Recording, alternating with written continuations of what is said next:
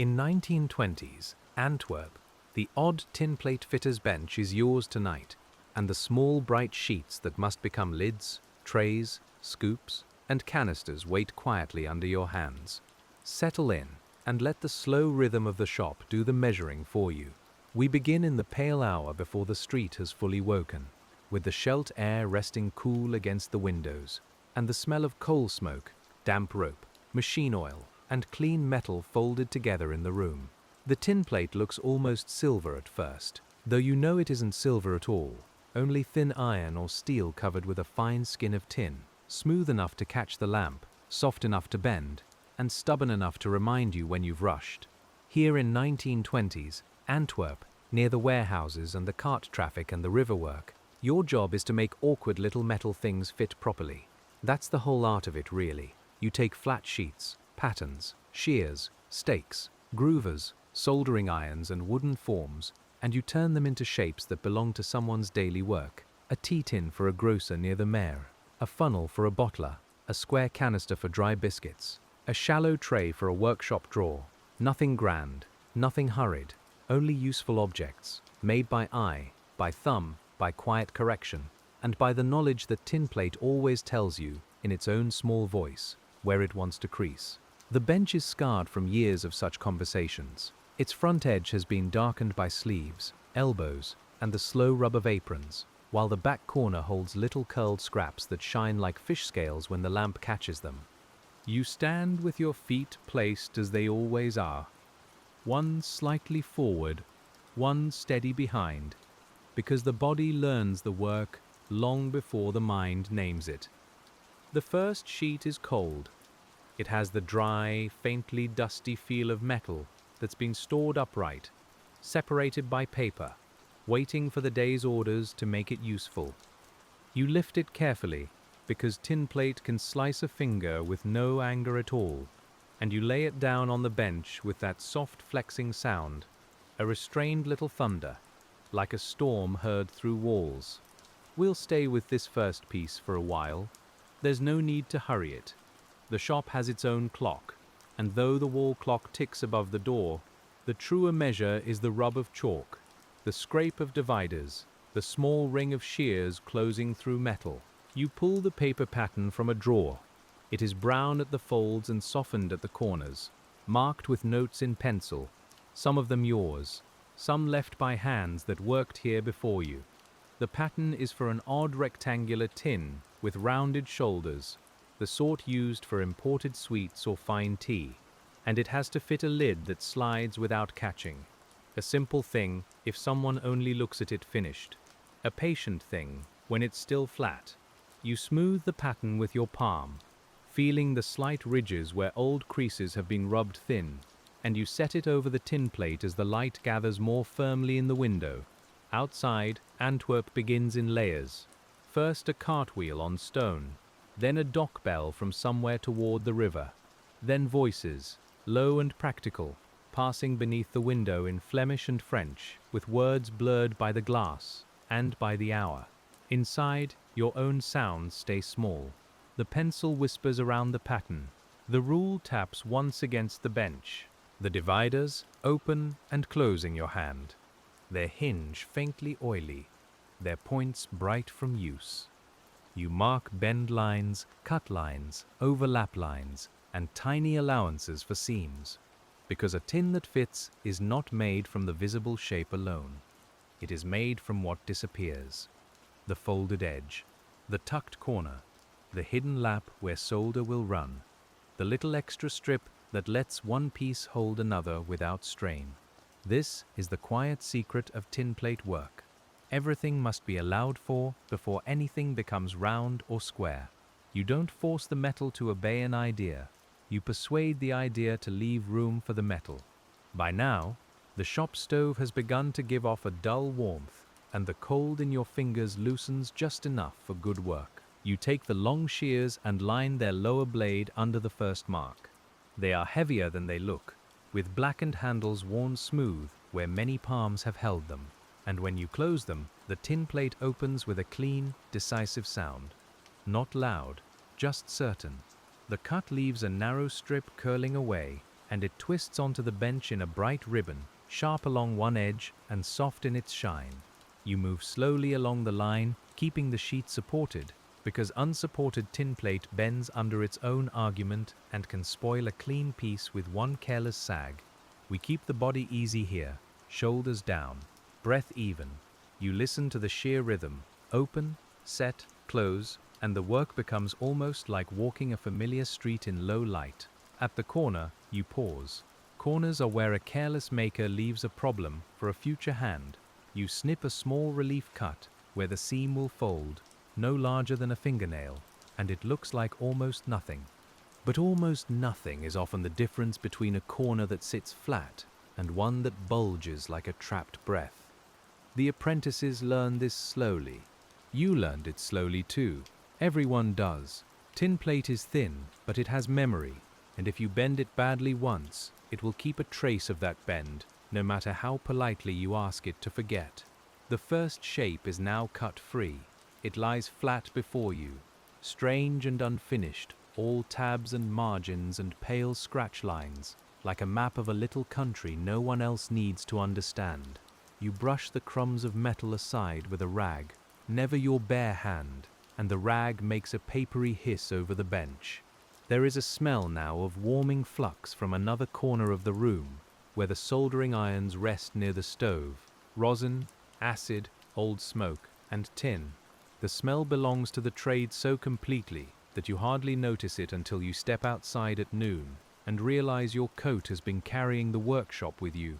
The folding brake waits near the wall, but for a piece this small, you use the hand tools.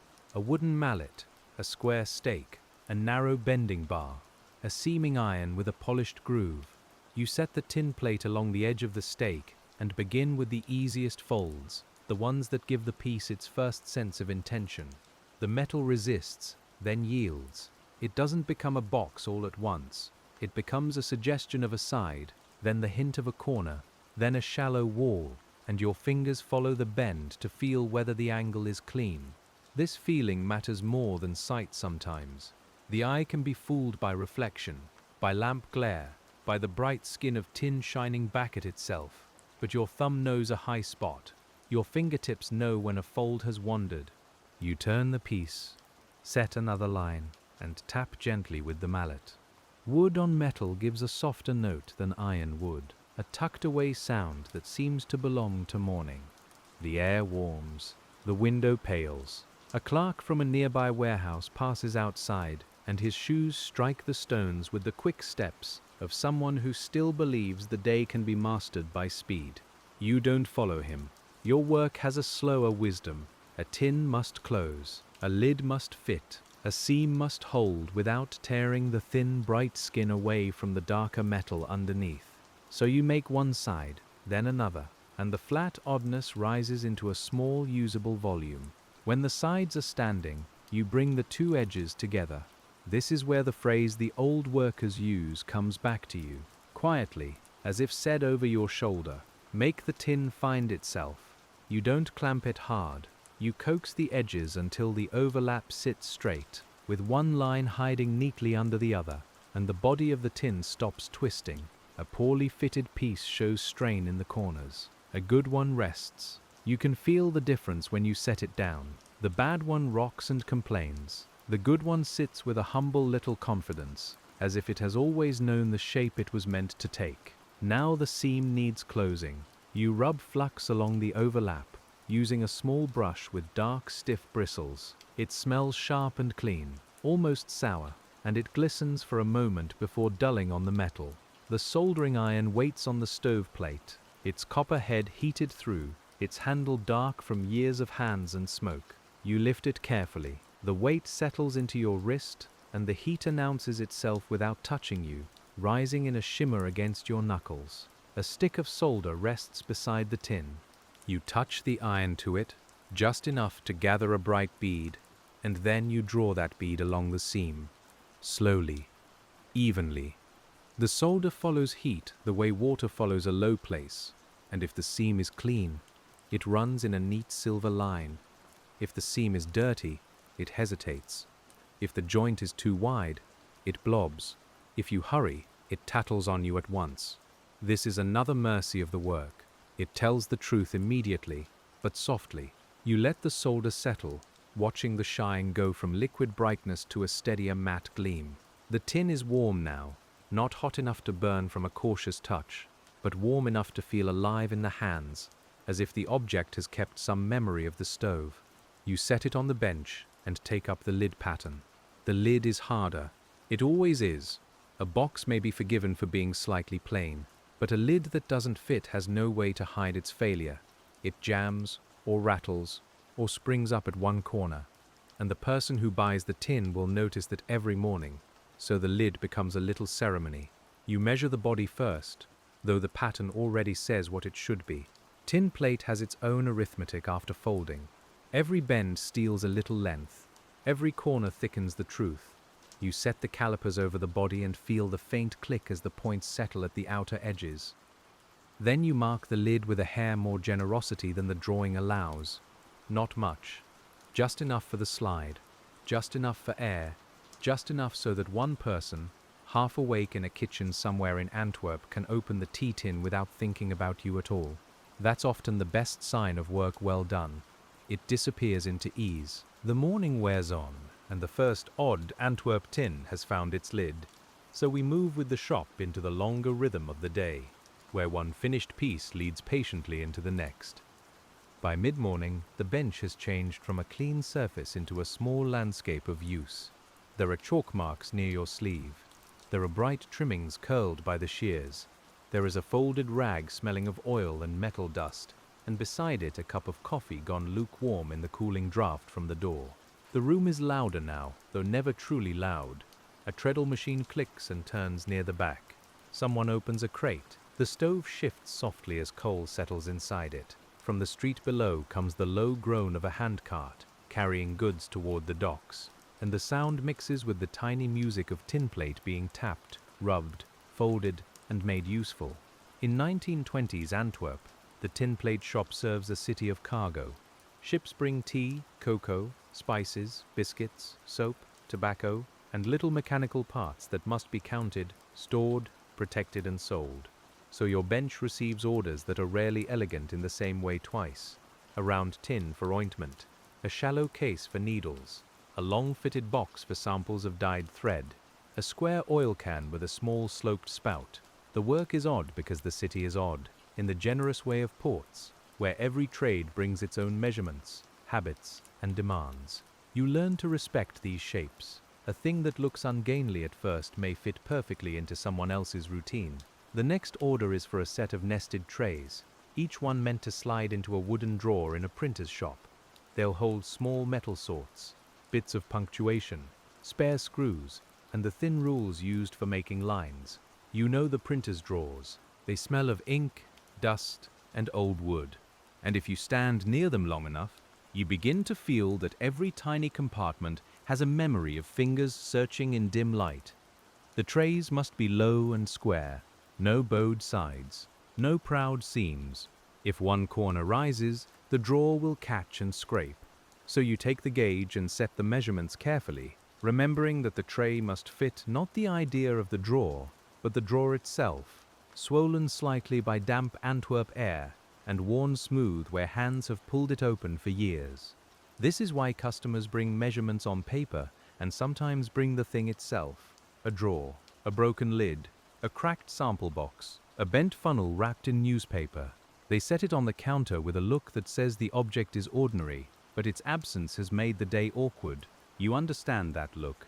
The world rests on small fittings. The tray begins as a rectangle, marked with fold lines along all four sides. You score the lines lightly, not cutting, only persuading the surface. Then you cut the corners, so the sides can rise without bunching. The shears are familiar now. Their handles press into the pads below your fingers, and the little closing sound comes again and again, like a careful mouth saying yes. When the piece is ready, you place it on the stake and lift one side, then the opposite side, then the two ends. The metal flashes as it turns, bright one moment and dull the next, because tinplate never holds the light still. You set the tray on the bench and sight along the rim. One side is high by a whisper. You can see it because the reflection bends slightly near the corner, a tiny wavering line no customer would name, but every hand would feel. You tap it down, not much, just enough. The mallet's face lands with a soft wooden knock, and the rim settles. There is satisfaction in this sort of correction. It isn't victory, it's agreement. The material, the measurement, and the hand all come into the same quiet sentence. We stay there a moment, because this is where the sleepiness of the work begins to show itself. Not in boredom, exactly. In repetition that still asks for care. Your hands move through tasks they know well, but each piece makes a small request. This corner, that seam, a lid a shade looser, a spout angled to clear the shoulder of a bottle. The mind can rest, because the hands are awake in a gentle way, and the day becomes a long ribbon of small decisions, each one tied to touch. By now, the room smells warmer. The stove has taken the edge off the river damp, and the odor of flux comes and goes in little waves. There is coffee, there is coal smoke, there is the faint mineral smell that rises when hot soda meets clean tin. You wipe your fingers on the apron and leave pale streaks there. Not dirt exactly, but the evidence of work passing through you. At the back of the shop, a younger worker is learning to roll a cylinder. You hear the sound before you look. A sheet fed around a mandrel, a light scrape, a pause, then a small frustrated tap as the edges refuse to meet. You remember that stage clearly. Round work is humbling, flat lines become curves, and curves reveal every uneven pressure. When you make a cylinder, you can't simply bend one part and expect the rest to follow honestly. You roll the whole sheet gradually, coaxing the curve from one edge to the other, letting the metal take the shape in passes. Too much pressure near the beginning gives a tight curl. Too little leaves a flat spot. The finished cylinder must stand upright without leaning, and its seam must close as calmly as a book. Your own next task is a small cylindrical tin for tobacco. The body is only a few inches tall, though we'll leave the measure in the old way, by the hand and by the gauge, rather than letting numbers pull us out of the room. You set a rectangular piece against the rolling bar and begin the curve. The tin plate gives a faint rubbing sigh. Your left hand steadies the sheet. Your right hand guides the pressure. The curve appears slowly, first as possibility, then as habit, until the two edges come toward each other with the shy approach of people meeting in a narrow doorway. You test the fit around a wooden form. The form is dark and polished, its sides marked by many former tins, and it feels smoother than the bench, smoother even than the handle of the mallet. Once the body is round, you prepare the seam. A locked seam is stronger than a simple overlap, and for a tobacco tin, it helps keep the shape true. You fold one edge outward and the other inward, tiny bends made with the seaming tool, then hook them together. This is fiddly work. The edges are narrow, the light matters. Your thumb presses close to the joint, feeling each little place where the lock has not fully seated. Then you set the seam over the stake and close it with a line of careful taps. The sound is lighter than hammering. It is more like punctuation. Tap, adjust, tap, turn, tap, feel. The cylinder firms under your hand, and once again the odd flat sheet has become something with a purpose. The bottom disc must fit inside a small turned edge. You cut it with snips, then refine it against the mark until it drops into place without forcing. Forcing is the enemy of fine tin plate. It may seem to work for a moment, but it leaves strain, and strain waits. Later, in someone's cupboard or pocket, the joint opens. So you keep the disc honest. You let it sit where it belongs. You crimp the rim over it, walking the tool around the circle little by little, each movement overlapping the last. The circle teaches patience better than a straight seam. It has no beginning once you've started. You simply keep going until you return to where the work has already been done. At noon, the light changes over Antwerp, and the tin plate on your bench turns from morning silver to a softer, flatter shine, while we follow the day into its quieter middle hours. The shop eases without stopping. Someone opens the door, and cold air slides across the floor, bringing with it the smell of wet stone, horse harness, river mud, and bread from a cart that has paused nearby. You take your meal at the bench or near it. because the room is warm and the work is not offended by your presence. Bread wrapped in paper, a little cheese, perhaps a hard-boiled egg, its shell tapped against the bench edge and peeled slowly while the stove murmurs. The taste is simple. The coffee has gone bitter, but it is warm enough, and warmth is often the point. You don't speak much. No one needs to fill the room. The finished tobacco tin sits near your elbow, catching crumbs of light on its rim, and the trays for the printer are stacked in a neat pile beside it. They look plain, almost severe, but you know the quiet care folded into their corners. That knowledge is enough. After the meal, the hands return a little slower, as hands often do. The first minute after resting is always a small negotiation with the body. Your back notices the bench height. Your fingers notice the morning's pressure. Your eyes blink once at the shine of the metal. Then the rhythm returns, not with force, but with recognition. The next piece is for a bottler, a funnel with a wide mouth and a narrow stem, made to pour syrup or oil into glass without wasting it. Funnels seem simple until you make them from flat metal.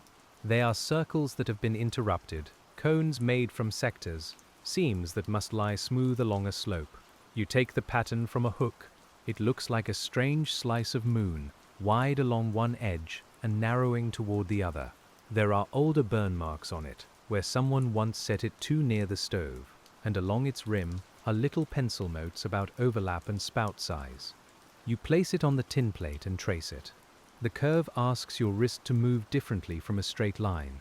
No ruler can do the whole kindness of it. The pencil must travel gently, following the paper edge without digging in, and the hand must trust the old pattern's shape. When you cut the curved piece, the shears make shorter bites. Open, close, shift. Open, close, shift.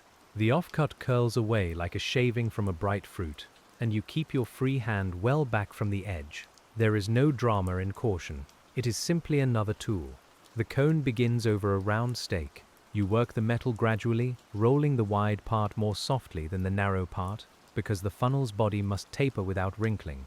This is one of those odd Antwerp tinplate ways that actually fit only after the hands have learned what the drawing cannot fully say. The narrow end wants to curl too quickly. The wide mouth wants to remain lazy and flat. You persuade both. The mallet comes down lightly near the edge, then nearer the center, then along the seam line, where the two sides will meet. You turn the piece often. The cone takes form as if it's remembering a shape from somewhere below the surface. When the edges meet, they don't meet perfectly. They almost never do at first. There is a slight opening near the mouth and a tighter place near the stem. You breathe out and correct it. A little pressure with the thumb. A small adjustment over the stake. A tap so light it would sound like nothing in a busier factory. Here, it matters. The seam straightens. The cone settles.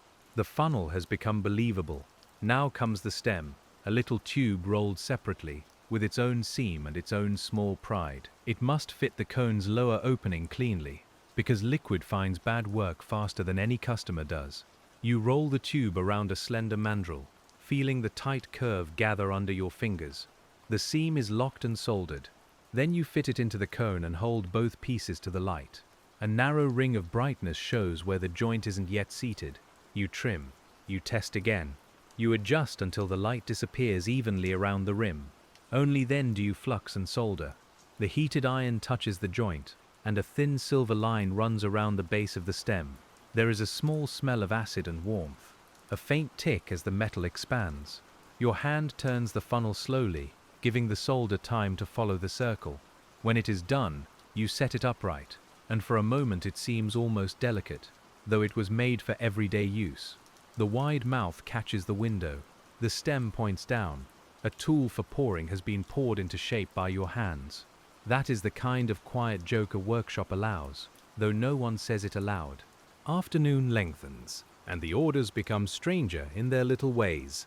So we move from the smooth funnel to the fitted pieces that make the tinplate worker in Antwerp more than a cutter of squares and circles.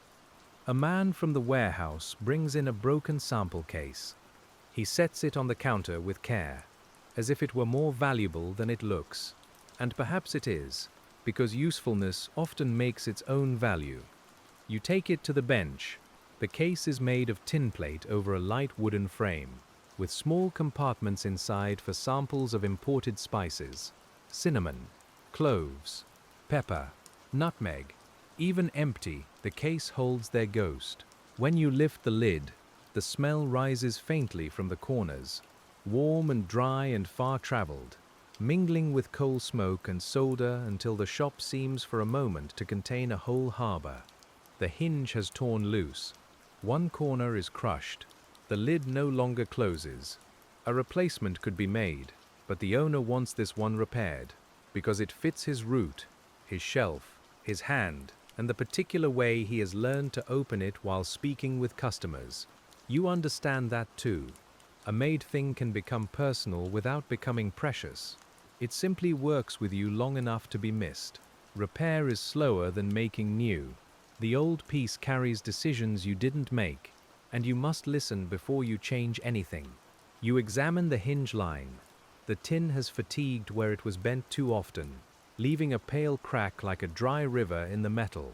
The corner is dented inward, and the lid's rim has spread just enough to catch. You could hide some of this under solder, but hiding is not fitting. So you begin by easing the corner back with a small stake and a rounded tool, pressing from inside, working in small circles. The dent rises gradually, not perfectly. Old damage keeps a memory, and a repair that pretends otherwise often looks worse than honesty. You bring it back to service, not youth. The hinge needs a patch. You cut a narrow strip of fresh tinplate and dull its shine with fine abrasive so it won't look absurdly new against the older case. The sound of the rubbing is soft and dry, like a match being struck very slowly without flame. You fit the strip under the hinge line, mark the holes, and punch them with a small awl. Each puncture gives a tiny pop. The metal dimples before it opens. You flatten the burrs with a tap, then set the hinge back into place. Small rivets would be best here, and you choose them from a drawer divided into many square compartments. The drawer smells of old iron and dust. Your fingers search by size more than sight. They know the shallow cup of rivets, the longer shanks, the ones with heads too broad for this delicate work. When the right rivet sits between your fingertips, it feels like a punctuation mark made solid. You pass it through the hinge and patch, support the head underneath, and peen the end carefully. Tiny taps, tiny bright changes. The rivet spreads, grips, and becomes part of the case's story. The lid opens now, but it still doesn't close easily. You sight along the rim and see the trouble. One side bows outward from old pressure, and the opposite corner leans down.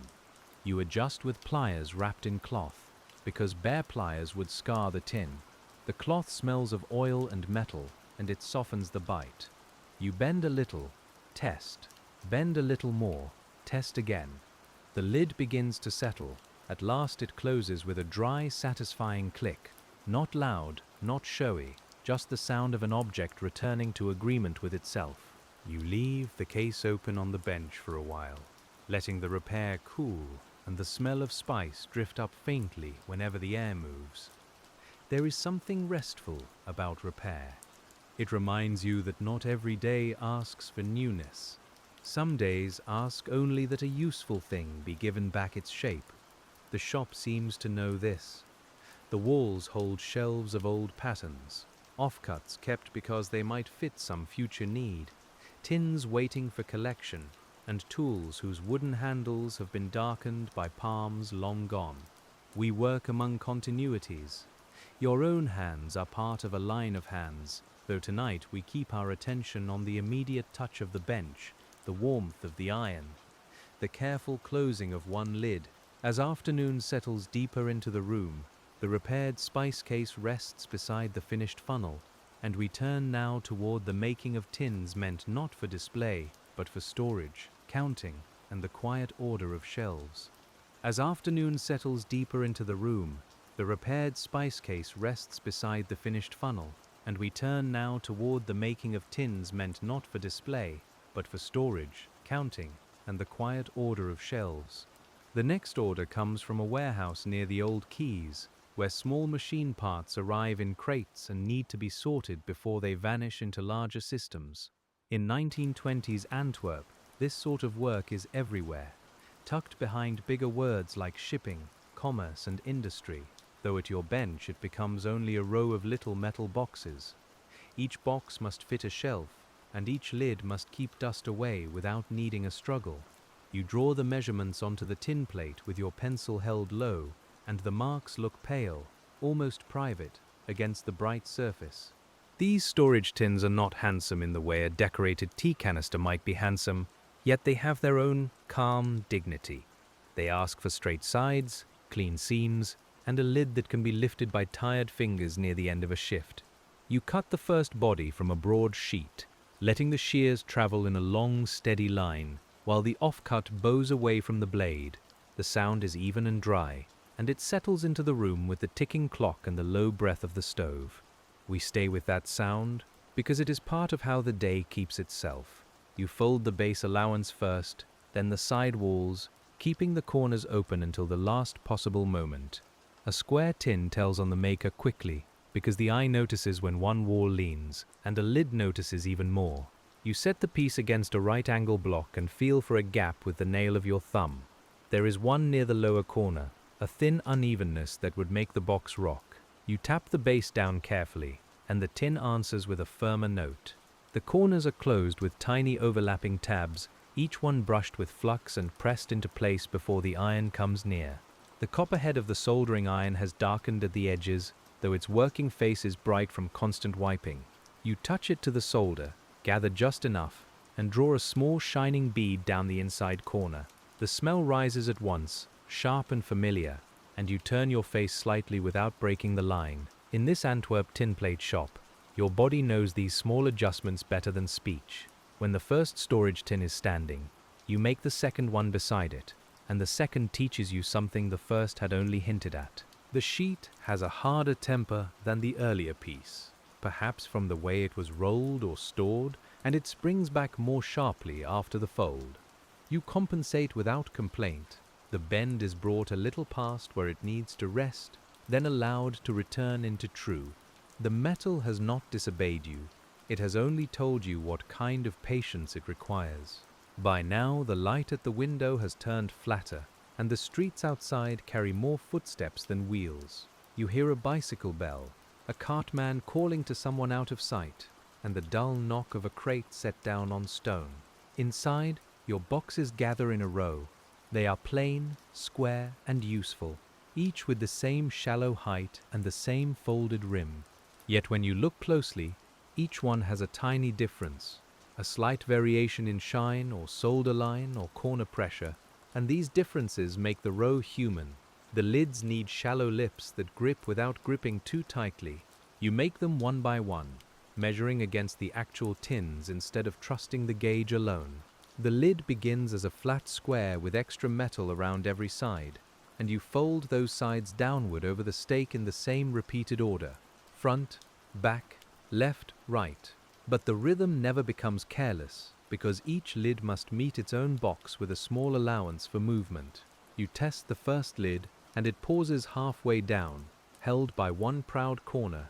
You find the proud corner with your fingertip before your eye confirms it. The edge is hardly raised at all, only enough to catch, and you ease it with a wrapped plier, while the tin rests against your palm. When you try again, the lid slides down and stops with a soft breath of air escaping from inside. That sound is one of the quietest approvals in the shop.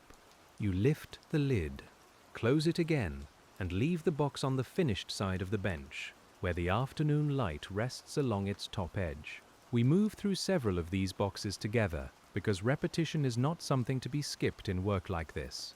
It is the work. The pencil marks return, the shears open, the corners fold, the flux darkens, and the solder finds its way along the seam. Your hands repeat the sequence while your mind drifts just enough to notice the warmth of your collar, the grain of the bench under your wrist, and the faint taste of metal in the air. In quiet labor, attention and rest can sometimes share the same chair. Now and then, a finished tin is wiped with a cloth dipped lightly in whitening, just enough to clean away flux marks and finger smudges. The cloth drags at first, then slides, leaving the surface brighter, but not mirror bright. Tinplate is never pure shine for long. It accepts marks from the world, from hands, damp air, shelves, spilled powder, and the rub of daily use. You don't mind this. A perfect shine can feel nervous, while a working shine seems ready for its place. Toward the back wall, there are older tins that have already lived several lives. Some hold nails, some hold washers, some hold bits of hinge, wire loops, old labels, cracked handles, and small patterns too useful to throw away. You know which one holds the narrow rivets without looking, and which one contains the little brass eyes for corded lids. The shop organizes itself around memory as much as shelves. Your own memory has become part of the furniture, and we let that thought pass softly, like dust crossing a sunbeam. As the row of warehouse boxes nears completion, the room's attention turns toward a larger object waiting beside the stove, and the afternoon moves with us into the careful making of a fitted oil can. The oil can has been ordered by a small repair shop that services bicycles and sewing machines, so it must sit easily in the hand and reach into narrow places. In 1920s Antwerp, bicycles lean against walls all over the city, their chains carrying rain grit, road dust, and the need for a little oil. Sewing machines thrum in rooms above shops and in homes where lamplight pools on cloth. Your oil can is only one small answer to those moving parts. Still, it must be made well, because a poor spout wastes oil and tests temper. You begin with the body, a rounded rectangular form that feels more comfortable in the hand than a hard square. The pattern is older, its edges reinforced with strips of paper pasted long ago, and one corner bears a thumbprint darkened beyond cleaning.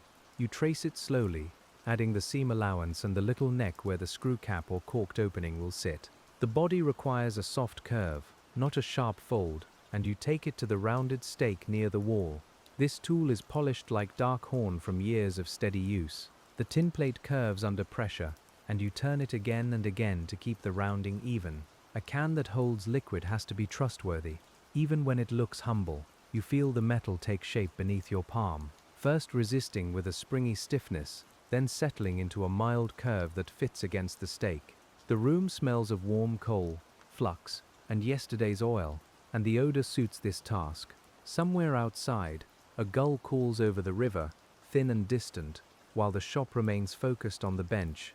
The two body halves meet along a seam that will run down one side, and you prepare it with more care than a dry goods tin would need.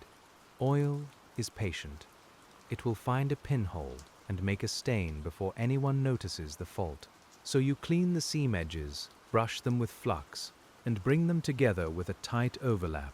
The clamps are small, iron, and slightly awkward, with screws that leave dark marks on your fingertips. You tighten them just enough to hold, not enough to crush the curve. The soldering iron is reheated, wiped, and touched to the seam. You guide the solder slowly, watching for the way it feathers at the edge of the overlap. If it beads too high, you draw it out. If it thins too much, you feed another small touch from the solder stick. This is not a dramatic skill, but it has a deep quietness to it, like learning how much milk to pour without looking. Your wrist keeps the speed, your eyes watch the shine, your breath steadies the line. The base is more complicated, because the rounded rectangle needs a bottom that follows its shape without leaving gaps. You set the can body onto a fresh sheet and trace around it, then mark a second line outside the first for the crimped edge. Cutting that shape asks for many small turns of the snips. The offcuts fall in short curled pieces, bright on one side and dull on the other. When the bottom is ready, you fit it into place and press around the edge, feeling where it sits high. A little high place appears near one rounded corner. You shave the edge slightly, test again, and the bottom settles lower. This is the kind of patience that never sounds impressive when described, yet it makes the difference between a can that leaks and one that simply goes on working. You set the bottom firmly and begin to turn the edge over it. The tool walks around the shape in small overlapping motions. Press, move, press, move. The metal clicks faintly as it folds into agreement. The spout is the part everyone notices. It has to be slender, angled, and clean at the tip, with no ragged edge to catch lint or drip after pouring. You cut a small tapered piece and roll it around the thin mandrel, making a tube that narrows slightly toward the end. The seam is so small that your fingers seem too large for it, and still they find their way. You lock it, solder it, and file the tip smooth with a fine file that whispers more than it rasps. The tiny filings cling to the cloth like silver dust. To fit the spout into the can, you cut an opening in the upper shoulder. This is careful work, because a hole cannot be uncut. You mark the place with a punch, then open it gradually, turning the tool and trimming the edge until the spout enters at the right angle. A steep spout looks ungainly. A shallow one may not pour well. You hold the can up and imagine the hand that will tip it over a bicycle chain, perhaps in a narrow shop doorway, while rain ticks against the glass. The angle must feel natural before it is sealed. The joint receives flux, then solder, and the bright ring forms slowly around the base of the spout. You turn the can in your hand, keeping the heat moving, careful not to unsolder the nearby seam. Tinplate work often asks you to remember yesterday's heat while applying today's. Every joint exists in relation to the others. We can feel that in the way you hold the object, never gripping it blindly, always knowing which place is firm and which place is still vulnerable. A good hand remembers the whole can. There is also the filling neck, short and wider, made from another rolled strip and set into the top. For this you make a small collar that will accept a cork. The repair shop asked for cork, not a screw cap, because cork is simple and familiar, and it can be replaced without fuss. You fit the collar with a folded rim so the cork won't tear when pressed in. The rim gleams softly after you turn it. It looks almost decorative, though every part of it is practical. Once the can is assembled, you test it with a little water before oil ever touches it. Water is less forgiving in one way, because it shows leaks quickly, and more forgiving in another, because it leaves without much trouble when wiped away. You pour a small amount through the neck, set the cork in place, and tilt the can over a shallow tray. Your eyes follow the seams, your fingers feel for dampness. Nothing appears at first, then a tiny bead forms near the base of the spout, so small it could be mistaken for reflected light. You mark the place with a pencil, empty the can, dry it near the stove, and touch the joint again with the iron. There is no frustration in this. The test has done its service. A leak found here is a kindness, because it is found before the can leaves your bench and before someone's shelf carries the stain. You reflow the solder, let it cool, and test once more. This time the seam remains dry. You wipe the can clean, and the surface holds a soft, cloudy reflection of the window. The oil can is set aside with the other finished pieces, and the bench seems briefly more spacious, though the work has a way of filling any empty space you give it. Your hands smell faintly of flux, tin, and damp cloth. The stove gives a low sound as coal shifts. A line of pale sky shows above the roofs outside.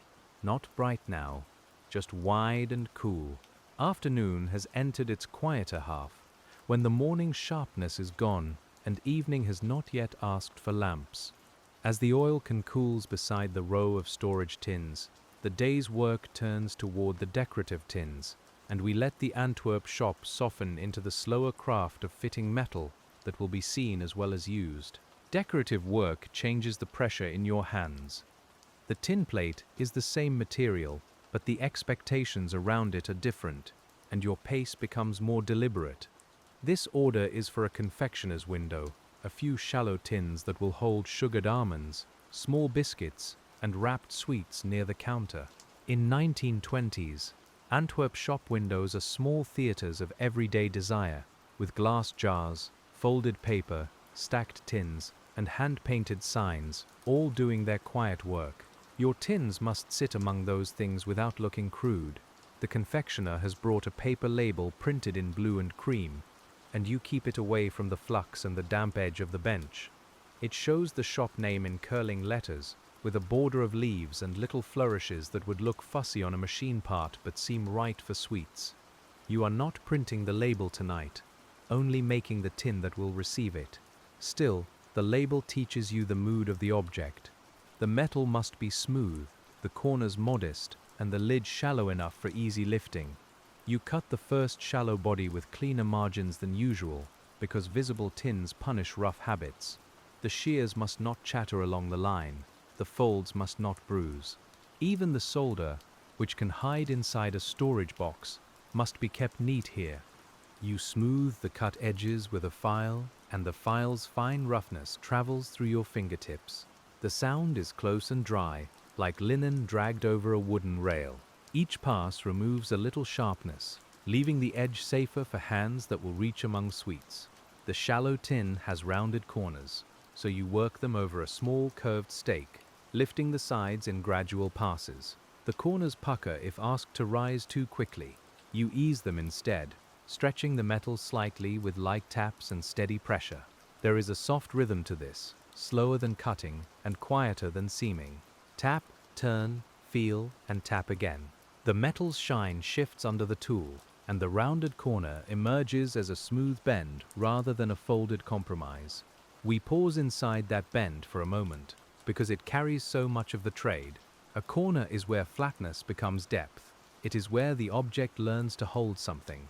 Your hand rests near the rim, feeling the curve become continuous, and the work seems almost like shaping a thought into a place where it can rest.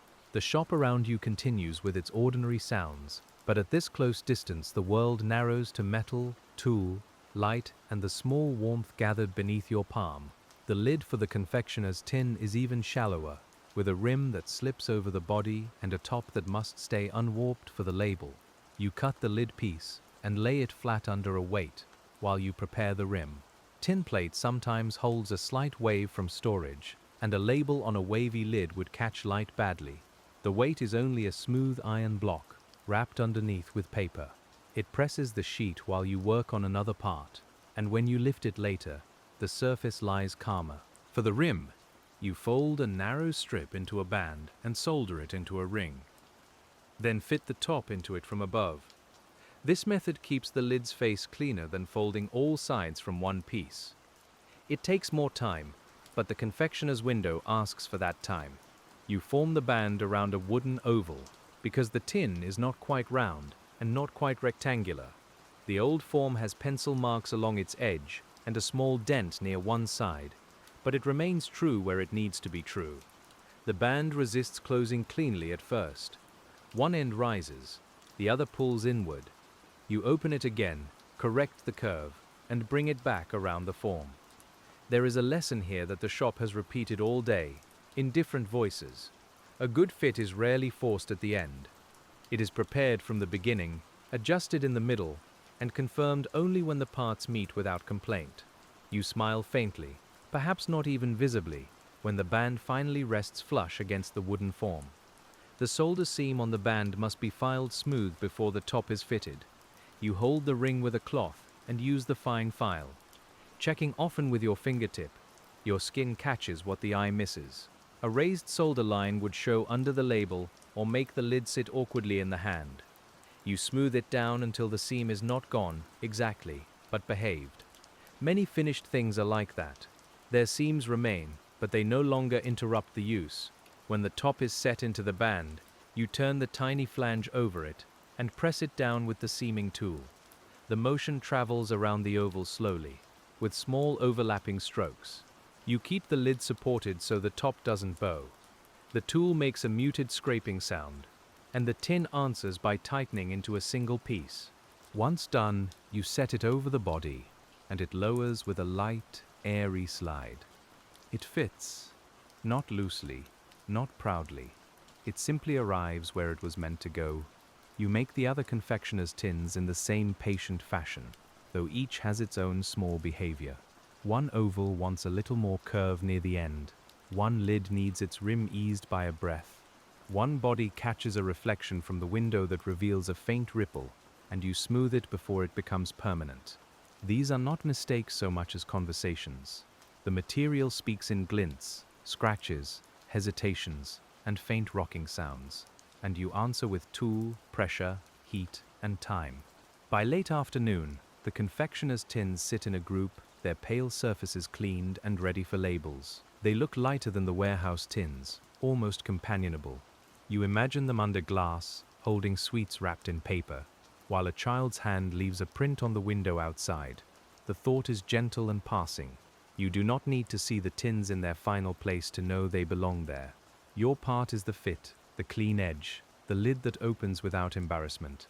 The light lowers another little measure, and the decorative tins wait in their quiet row, while we turn toward the older machinery of the shop, where flat sheets become curves through rollers, beaders, and the steady pressure of foot and hand. The treadle machine near the back wall is older than some of the workers, and it has the calm authority of something repaired many times without being replaced. Its cast iron frame is painted black, though the paint has worn away along the edges, where hands and aprons brush against it. In the Antwerp Tinplate shop, this machine rolls edges, beads cylinders, and helps stiffen thin metal so it will not feel flimsy in use. You sit at it with the piece ready, placing your foot on the treadle and your hands on the guides. The machine smells different from the bench. More oil, more iron, less flux. Its moving parts hold a darker scent, like a drawer of old tools opened in a warm room. When your foot presses down, the wheel turns, the gears engage, and the rollers begin their steady pull. The sound is a low mechanical clicking, not fast, not harsh, but regular enough to become part of your breathing. You feed the edge of a cylindrical tin between the rollers, and the machine turns a plain rim into a small rounded bead. A bead is not ornament alone. It stiffens the edge, protects the hand, and helps the tin keep its shape. Thin metal is useful because it is light, but lightness needs help at the margins. You guide the cylinder carefully, keeping the rim seated, so the bead remains even all the way around. The roller presses the metal into a smooth raised line, and the cylinder turns beneath your fingers. You feel the vibration through the tin, a faint trembling that stops the moment your foot lifts from the treadle. The first pass looks good, but you run your thumb around the bead and find one place that is slightly shallow. You return it to the rollers and work that section again, feathering the pressure so the raised line blends into the rest. This is not something the machine can decide by itself. It gives force and shape, but your hands give judgment. We can feel the partnership there, quiet and old, between the human eye and the iron frame. The machine turns, but you listen. Beside the beading rollers are grooving tools used to form seams in lids and bottoms. The grooves are narrow valleys in the metal, made to receive another edge or stiffen a flat surface. You set a round lid blank into the machine and turn the handle, guiding it under the roller as a shallow circle appears near the rim. The lid becomes stronger at once. It also becomes better looking, though that is almost secondary. A clean groove catches light in a way that says the object was made with care. The machine work adds a different rhythm to the afternoon. Your foot presses, releases, presses again. Your hands guide, correct, and withdraw. The metal enters flat or plain and leaves with a rim, a bead, or a groove that helps it live longer in the world. Outside, Antwerp's workday is beginning to lean toward evening, and the sounds from the street thicken with people returning, shutters moving, and carts taking on a more tired pace. Inside, the machine's rhythm stays steady. You use the rollers for a set of round lids that will go on biscuit tins. Each lid must match a body already made earlier in the week, stored on a shelf under brown paper. You bring the bodies down one by one and test each newly grooved lid after it comes from the machine. Some slide on at once, some need easing. One is too tight because the body beneath it is not quite round, and the truth of that older piece returns to your hands now. Work done earlier always comes back. You correct the tight lid by adjusting the body, not by spoiling the new lid. The cylinder is set over the mandrel, and you press gently where it has flattened near the seam. The change is hardly visible, but the lid knows. It settles lower on the next try. There is a small comfort in this, because it proves that objects can be brought into better relation without force. The parts do not need to be perfect in isolation. They need to fit each other with a little grace. The treadle machine also makes a faint breeze when its wheel turns, stirring the warm air near the floor. You notice it against your ankles, where the day's dust has gathered on your trousers. The floorboards below the machine are darker from oil and long use. A few metal filings glint in the cracks. Somewhere above, in the building's upper rooms, a chair scrapes and footsteps cross a ceiling beam. Ordinary sounds stacked above ordinary work. The shop is part of a larger body of labor, breathing all around you.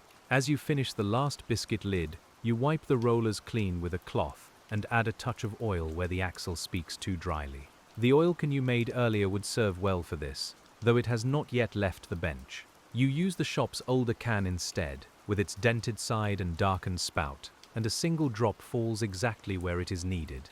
The squeak softens. The wheel turns once more, smoother now, and comes to rest. The machines grow quiet behind you, and the evening's first dimness begins to gather along the shelves. So we return to the bench for the last fitted repairs and small orders that often arrive before closing. These late pieces are rarely the largest, but they can be the most particular. Someone needs a replacement lid for a tin that has lost its original. Someone else needs a scoop repaired where the handle has pulled away. A clerk from the docks wants a small document tube made watertight enough to carry papers through rain.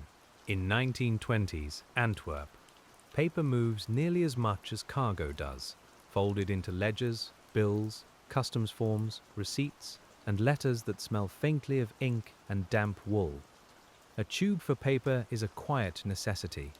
The document tube begins with a longer sheet than the tobacco tin, rolled around a wooden mandrel that is smooth from years of use. You choose a slightly heavier tin plate for it, because it may be carried in a satchel or laid on a damp counter. The sheet bends reluctantly at first, then more willingly as the curve develops. You keep the long edge aligned, watching the seam line travel straight along the cylinder. A wandering seam on a tube looks careless and may make the caps fit badly. The locked seam runs the full length, and closing it asks for more patience than strength. You hook the edges together and set the seam over the long stake. The tapping begins near one end and moves gradually to the other, each stroke closing a small portion of the lock. The tube rings softly, a hollow note different from the flat tray or shallow lid. It is an enclosed sound, almost flute-like if heard from the right distance. You turn the tube, listen and feel for places where the seam sits proud. The end caps are made to fit over the tube, one fixed and one removable. The fixed cap receives solder, but the removable cap needs a snug friction fit, with a small rolled edge to protect the fingers. You make the fixed end first, cutting the disc, setting it into the rolled edge, and soldering it from the inside, where the line will be protected. The smell of heat and flux rises again, familiar as evening tea in another house. Your fingers move with care, because a long tube can carry heat farther than expected.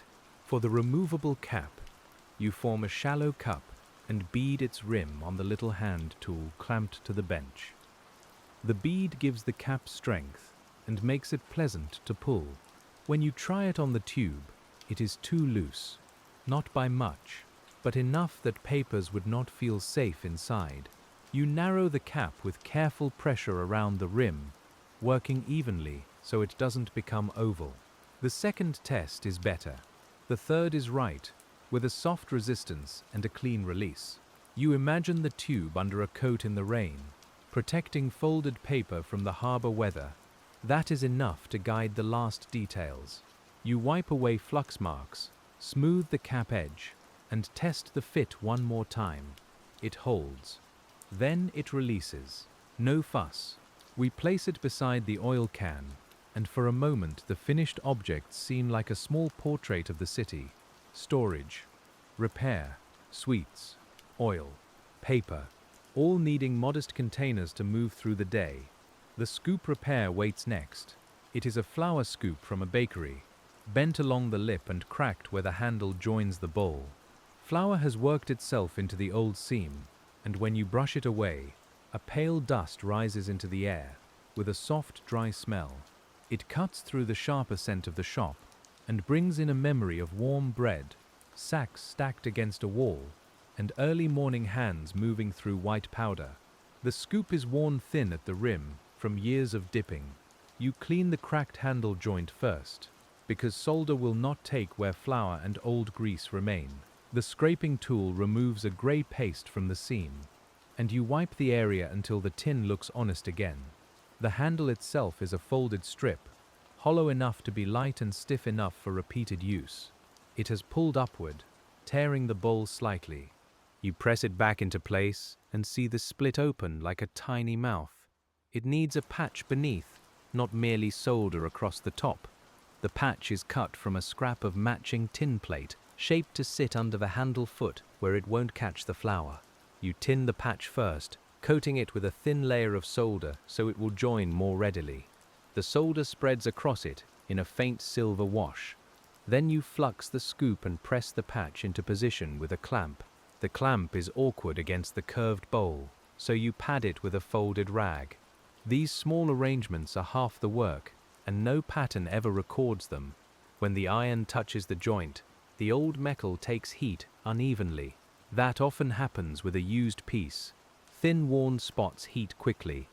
Thicker folded places lag behind, and your hand must keep the iron moving so nothing scorches or loosens elsewhere. The solder melts, brightens and draws under the handle foot. You add only a little more. Too much would leave a lump for flour to catch against. Enough is a delicate word in this trade, and you meet it by watching how the metal drinks the heat. After cooling, the handle holds firm. You test it by pressing gently, then more firmly, not pretending it is fragile just because it has been repaired. A scoop must scoop. You straighten the lip over a rounded steak, tapping along the rim until the curve becomes smooth again. The old scoop will never look new, and there is no need for it to look new. It looks ready. Its bowl carries faint scratches from flour, sugar, perhaps grain, and all those marks remain as part of its working surface. Evening light enters the shop now at a lower angle, catching suspended dust and the fine hairs along your wrist. The day has been full of metal, but not full of haste. You have cut, folded, rolled, soldered, tested, corrected, and wiped, and the bench carries the quiet evidence. Scraps in the tray. A dark flux bottle. The pencil shorter than it was this morning. A line of finished work waiting near the wall. We can feel the body's tiredness gathering without sharpness, the kind that belongs to tasks completed one by one. As the last repair is set aside, a final small order remains on the bench, and we let the shop's evening become narrower, warmer, and more attentive around it. The final order is a little fitted tin for a watchmaker, meant to hold tiny screws, mainspring fragments, and bits too small to trust to an open dish. In 1920s Antwerp, a watchmaker's bench is another quiet world of small tools, glass, brass dust, and patient eyes, and your tin must suit that scale. It will not be large, it will not be showy. It must open easily, close securely, and sit flat near delicate work. You choose a clean scrap of fine tinplate, bright and unmarked enough for the purpose. Small work changes the room again. The same bench feels larger, and your hands seem louder. You clear away the heavier tools, leaving only the fine snips, small pliers, a narrow stake, the dividers, and the little soldering iron used for delicate seams. The air near the bench is warm from the stove, but the sheet itself still feels cool when you pick it up. You mark a tiny rectangle, then another for the lid, and the pencil lines look as thin as threads laid across the metal. Cutting small pieces asks for steadiness more than strength. The snips make tiny, precise sounds, and each offcut falls with almost no weight. You hold the piece close enough to see the line without squinting, but not so close that the sharp edge surprises you. The base folds are made over the small stake, one side at a time, with the pressure of your thumb doing what a mallet would do too roughly. The metal bends under your thumbnail, and you feel the edge turn into a wall. The corners are so small that solder alone would be clumsy, so you make tiny folded tabs and close them with the narrowest touch of heat. The little iron has a wooden handle polished by careful fingers, and its copper point is no larger than it needs to be. You warm it at the stove, wipe it clean, and bring it to the corner with a breath held softly in the chest.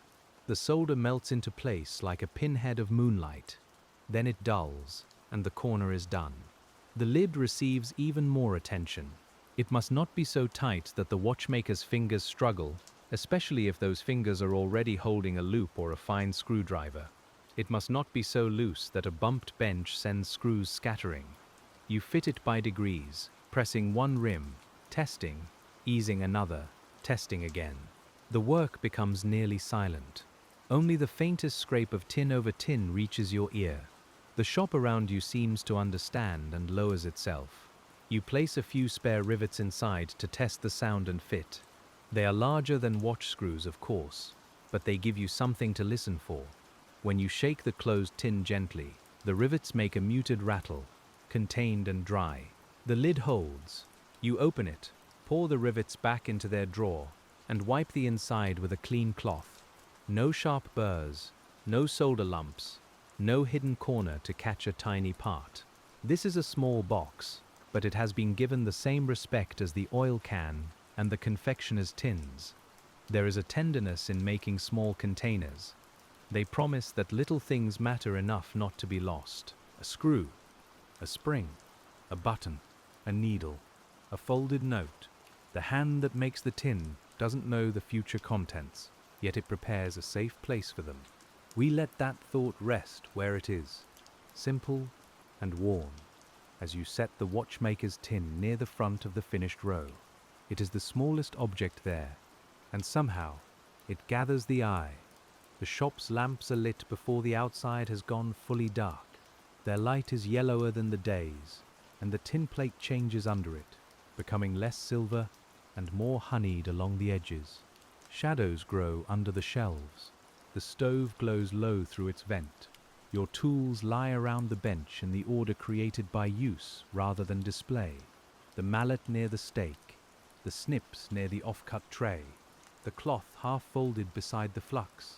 Nothing about it is arranged for admiration, and yet it looks quietly complete. Now comes the putting away, which is part of the work, and not merely what happens after.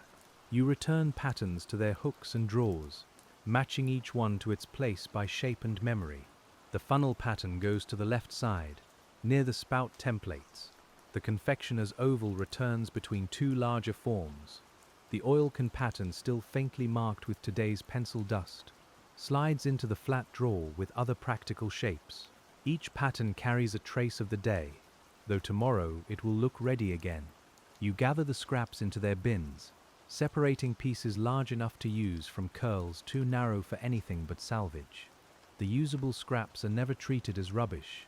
A small patch, a hinge plate, a watchmaker's tin, a label guard, any of these may come from what another task left behind. In a tin plate shop, usefulness can be hidden in a corner piece no larger than your palm. You smooth the pile with your hand, careful of edges, and the scraps settle with a bright whisper. The soldering irons are wiped and set where they can cool safely. The flux bottle is corked. The shears are closed and laid flat, because an open blade on a bench is a poor companion in dim light. You brush the surface with the bench broom, and the bristles make a soft rushing sound through dust, filings and tiny flakes of solder. The swept line reveals the wood beneath, dark, scarred, and familiar.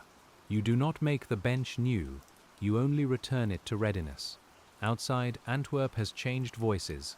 The working carts are fewer now, and the evening steps are less hurried. Somewhere a door closes with a hollow wooden sound. Somewhere farther off, near the river, a horn or whistle calls through the damp air, softened by distance until it feels less like a signal than a memory.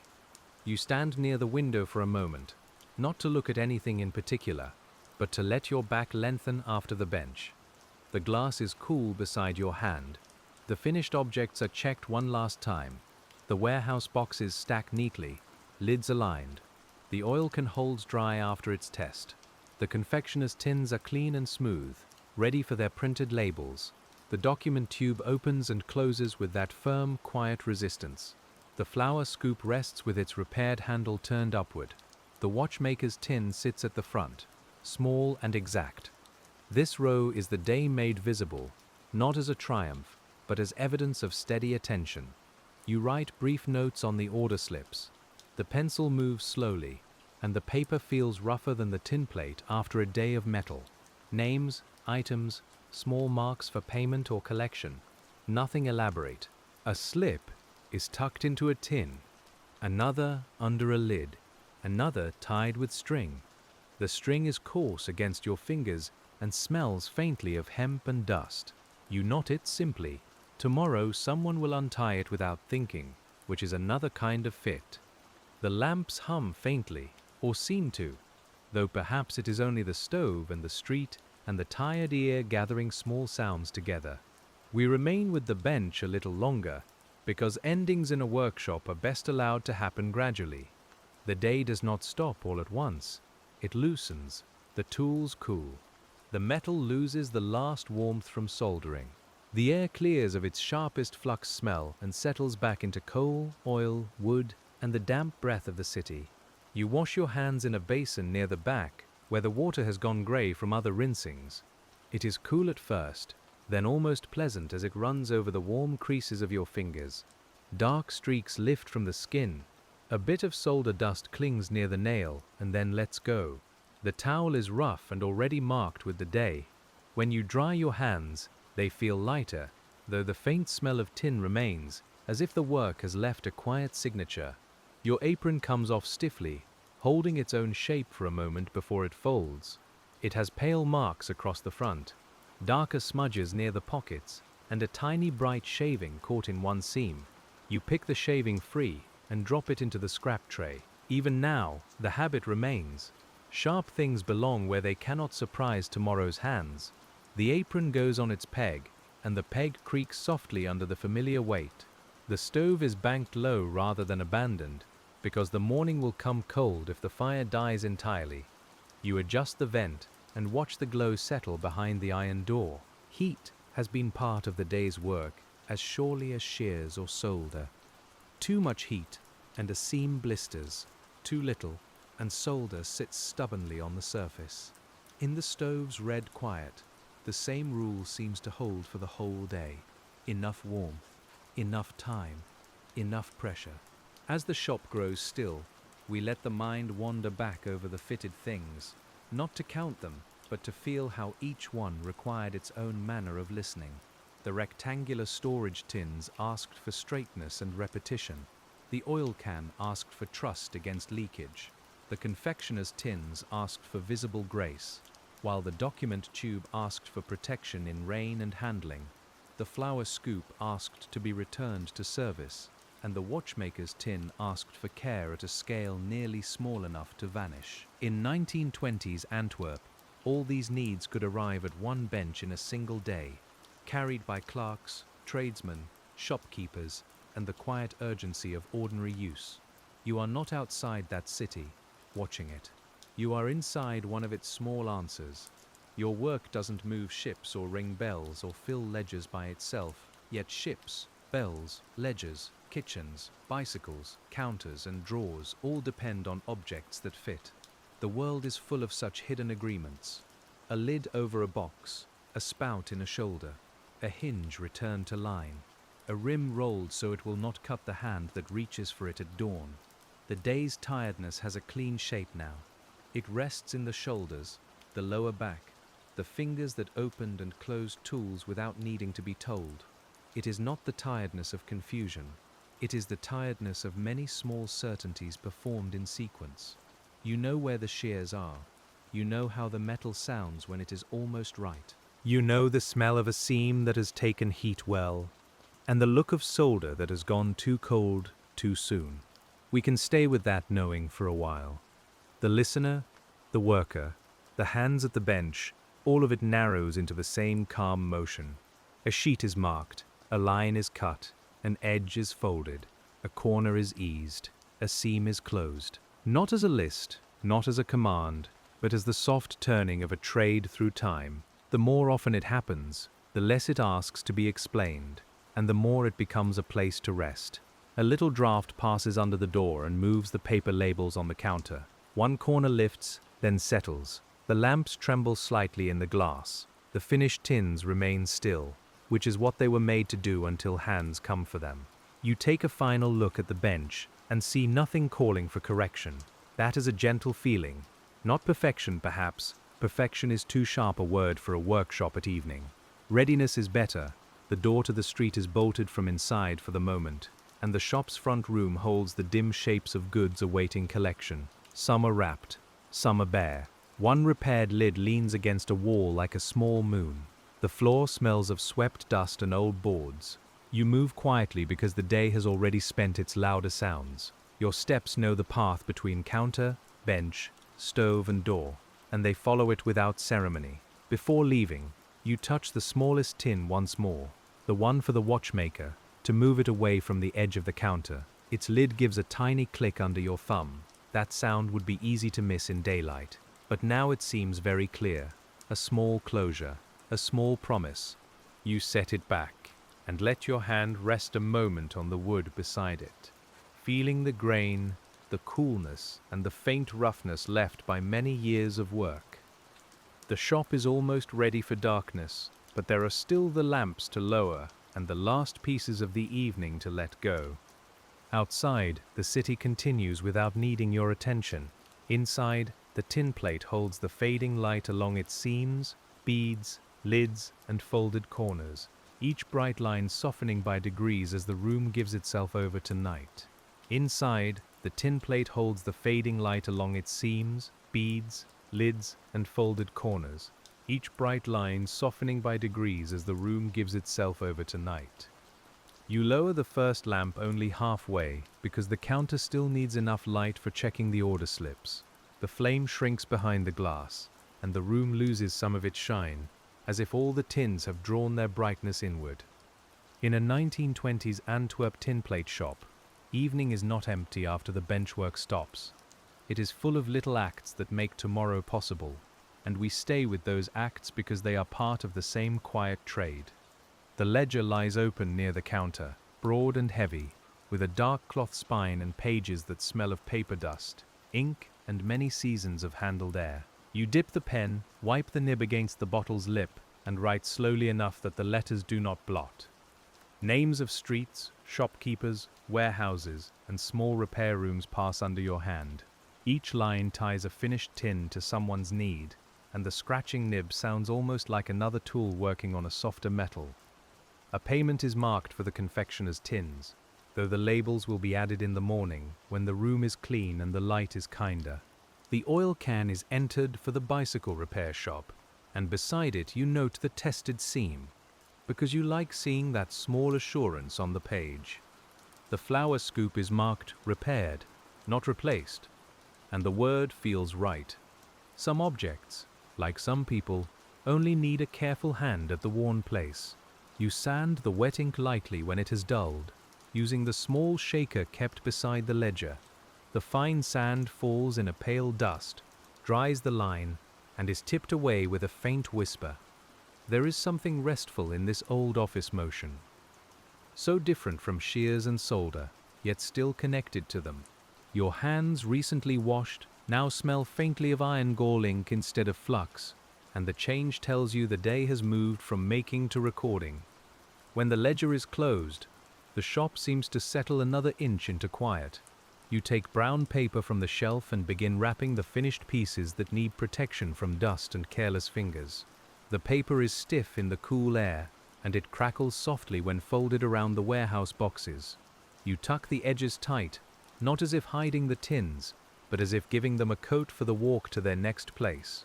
The string pulls rough and dry across your palm. You knot each bundle simply, leaving a little paper tab visible under the string where the order slip can sit. The knot is not decorative, but it must hold. In Antwerp, parcels move through damp streets, over counters, into carts, beneath arms, and across floors where people are thinking about other things. A weak wrapping is a poor farewell to good work. So you turn the bundle once, pull the string snug, and let your thumb feel whether the paper corners lie flat. The confectioner's tins are not wrapped yet. They remain bare, cleaned and pale, because the labels must be placed straight and smooth. You lay a clean cloth over them instead, its edges falling softly across the row. Under that cloth, their rounded lids and shallow bodies become gentle shapes rather than separate objects. It is easy to imagine sugared almonds resting inside them tomorrow, pale pink, white and silver, making their own soft rattle as a scoop passes through. Near the stove, the document tube leans in a corner of the counter, its cap turned toward you. You check it again, not because you distrust the work, but because the last look is a habit that has saved many small disappointments. The cap draws off with a low sliding sound. The inside is dry, smooth, and free of burrs. You replace the cap, feeling the resistance catch just enough, and the tube becomes whole again under your hand. The oil can has a cork beside it, cut to fit, but not yet pressed fully home. You pick it up and smell its clean, woody dryness, a pleasant break from the sharper shop smells. Cork feels almost warm even in a cool room, because it yields to the skin instead of taking heat from it. You press it into the filling neck, twist it gently, and watch it settle into the rolled collar. The can looks complete now, with its slender spout lifted as if it is listening. You carry the older tools back to their places one at a time, and the shop becomes legible again. The mallet hangs from its hook. The small stakes return to the rack, each dark shape fitted into a familiar outline. The fine snips go into the drawer with the soft cloth lining, because their points should not rattle against heavier iron. The larger shears stay on the bench shelf, closed and still, holding the memory of the day's long straight cuts. The beading machine is covered with a canvas cloth, though its wheel still shows at the lower edge. The cloth smells of oil, dust, and cold mornings. You tuck it over the rollers, leaving no part exposed where damp might settle. Antwerp air has a way of entering any room that thinks itself closed, especially near the river. Tinplate itself is protected by its skin of tin, but tools are less forgiving, and an orange bloom of rust can begin from one neglected evening. When you lower the second lamp, the shadows deepen under the counter and behind the stove. The finished parcels remain visible, but less sharply, as if they have already begun to belong to tomorrow. We stand with you in that dimness, not rushing toward sleep, but letting the workshop's own pace guide the breath. The room is not silent. It clicks, settles, sighs, and holds warmth in its iron and wood. Every old building speaks a little after work. The floor near the door is swept last, because it gathers what the rest of the room has shed. You use the broom slowly, drawing dust, grit, curled tin scraps and bits of paper into a small grey line. The bristles scrape over worn boards, then soften over the mat. A stray crescent of tinplate glints near the threshold, and you pick it up between thumb and finger with care. Even a tiny scrap can be sharp enough to remember. You drop the scrap into the salvage pail, where it lands with a bright tick among other pieces. That small sound would vanish in daylight, but now it hangs briefly in the shop's hush. The pail contains a whole day of margins, all the shapes that had to be removed so other shapes could fit. There is a quiet truth there. Useful work often creates small shining remainders, and part of your craft is knowing which remainders might still be useful. The front shutter is pulled halfway down from inside, and the street appears through its slats in narrow bands. Shoes pass. A bicycle wheel moves by, its spokes turning the lamplight into brief silver lines. Somewhere nearby, someone laughs softly, and then the sound disappears around the corner. You are not separate from that evening city, yet the shutter makes the shop feel tucked away, like a drawer being closed gently, but not yet latched. A customer knocks once, not loudly, on the half-shut door. It is the clerk for the warehouse boxes. Late, but expected, and you lift the latch to let him in. Cold street air follows him, bringing the smell of damp wool, tobacco smoke, river mist, and the faint sourness of horse traffic on stone. He takes off his cap, looks apologetic in the tired way of people whose errands have stretched beyond daylight, and you place the wrapped boxes on the counter. You do not need many words between you. He unties one bundle enough to lift a lid and test the fit, and you watch his fingers discover what your hands already know. The lid slides down smoothly. He gives a small nod, more practical than admiring, and that is the proper response to a good storage tin. It should not astonish him. It should make the rest of his work easier, quietly enough that by next week he may no longer think of it at all. He pays, and the coins are cool when you receive them. They make a muted clink in the till, less musical than the small tins but part of the same evening. You write a mark beside the ledger entry, sand it, and close the page again. The clerk gathers the parcels against his coat, and the paper crackles at his elbow. When he steps back into the street, the shop exhales the cold air he brought, and the room returns slowly to its own warmer scent. After he leaves, the absence of the warehouse boxes opens a space on the counter. You notice it at once, because a workshop keeps track of its surfaces. The day's visible row has changed, but not diminished. The oil can, the spice case, the watchmaker's tin, the document tube, the flour scoop, and the covered confectioner's tins remain. Each waits for its own hands. You move them slightly farther from the counter edge, and their small sounds answer one another in the dim room. The repaired spice case gives off its faint fragrance again when you open it for a final check. Cinnamon and pepper linger in the seams, softened by age and by the day's heat. You look at the hinge line, where the new patch lies duller than the old tin plate, and the rivets hold with quiet confidence. The lid closes straight, not perfectly new, but properly useful. You let the smell rise once more, then close the case and set it on its slip. The spice case brings the harbor into the room more clearly than any map could. In 1920s Antwerp, crates and sacks from far places pass through warehouses, but by the time their contents reach your bench, the grand routes have become small practical problems. A hinge, a lid, a corner, a sample box that must open neatly in front of a buyer. You repair that tiny meeting point between trade and hand, and the world becomes manageable at the scale of a rivet. The night outside grows damp against the glass. The street lamps make blurred halos where mist gathers, and the stones shine with a thin wetness. You can hear the river only indirectly, through the traffic it pulls around itself, through distant horns, heavy wheels, and the voices of workers moving between quays and cafes. Inside, we remain by the bench, warm enough, tired enough, and surrounded by objects that ask for nothing more tonight. The last lamp near the workbench stays lit while you make tomorrow's first preparation. You choose 2 clean sheets of tin plate from the rack, separating them from the stack with a careful lift so their surfaces do not scrape. They are thin, bright and cool, with a faint waviness that shows under the lamp. You stand them upright near the bench for the morning. Their blankness has a quiet presence. They are not yet anything, but they are ready to become useful. You check the patterns needed for the first order, a set of small square tins for a chemist who stores powders and folded paper packets. The chemist's tins must close well and be easy to label.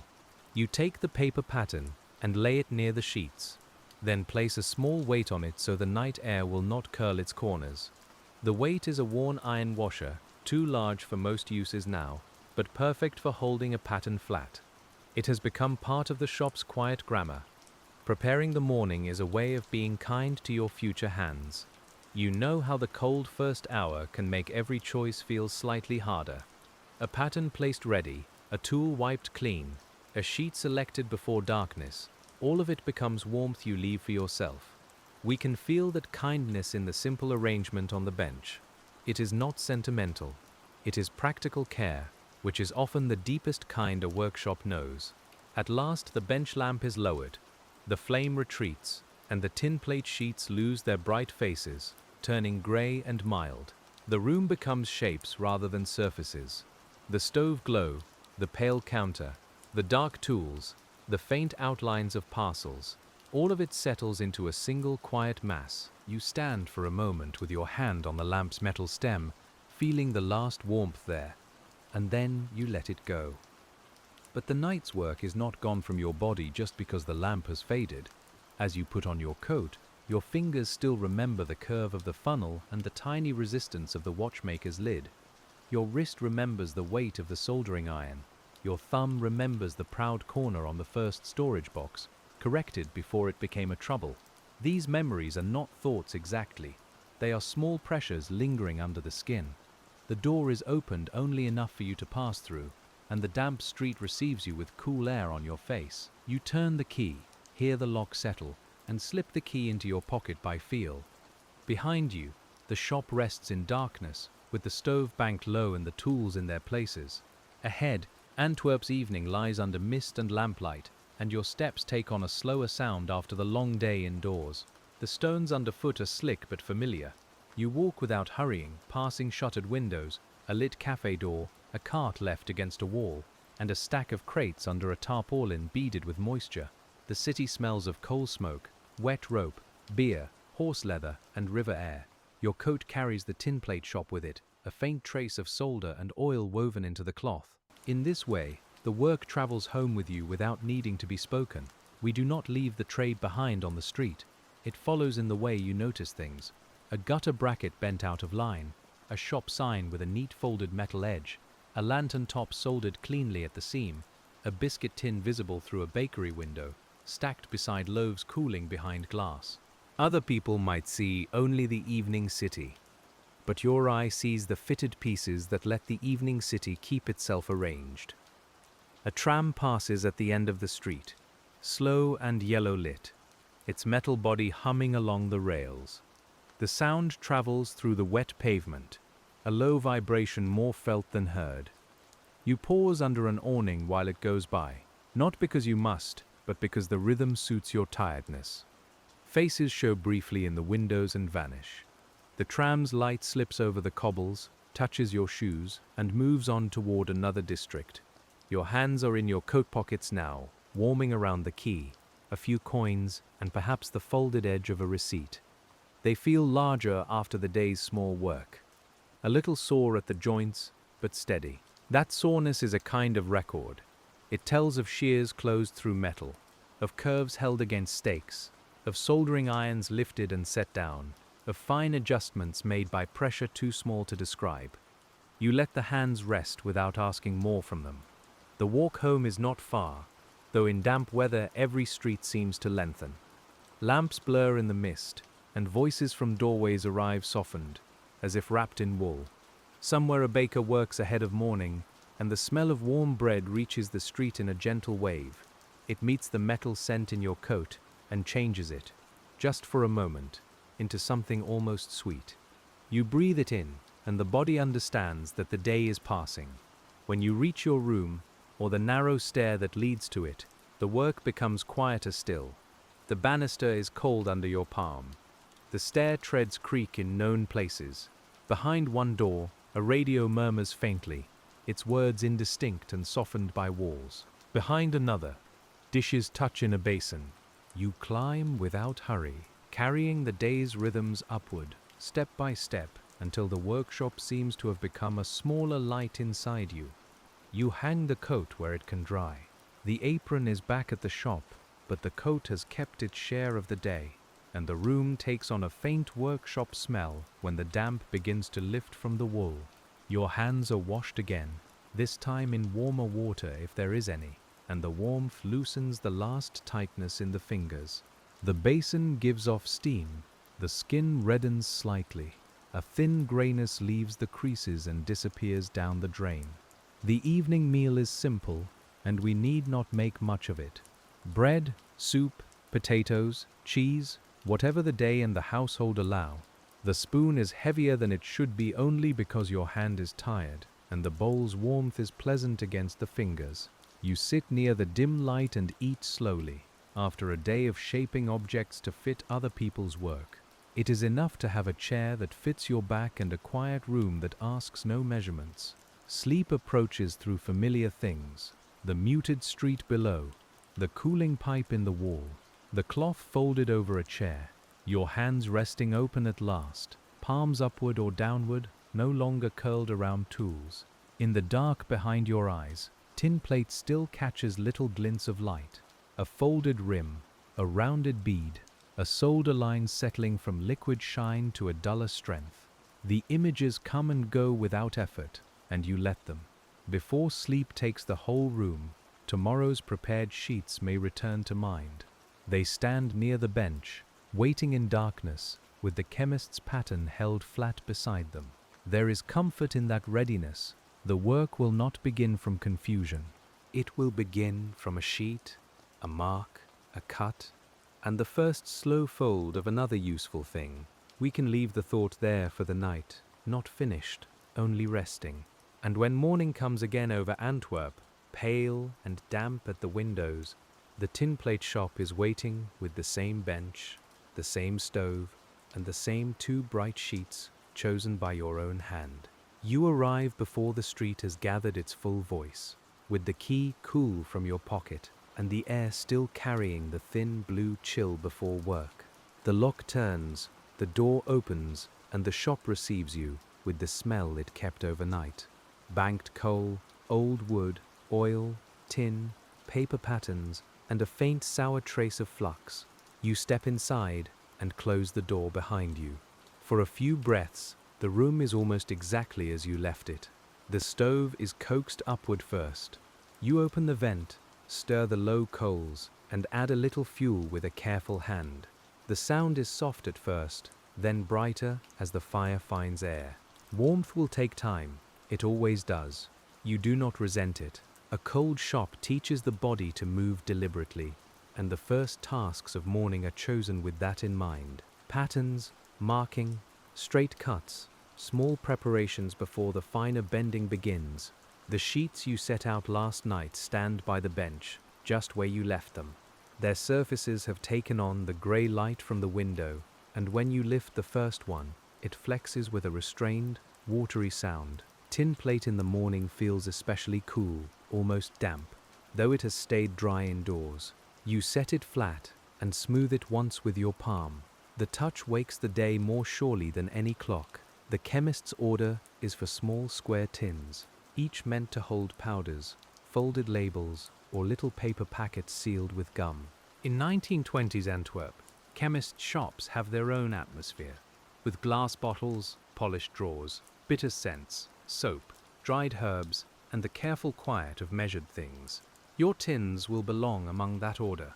They must be clean, straight, and small enough to stack, with lids that protect contents from dust and damp without making a performance of opening.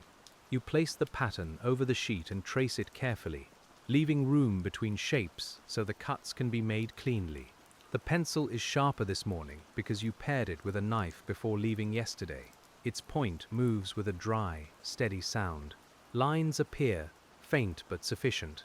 Each square body lies within its drawn margins, along with the tabs and folds that will vanish into the finished tin.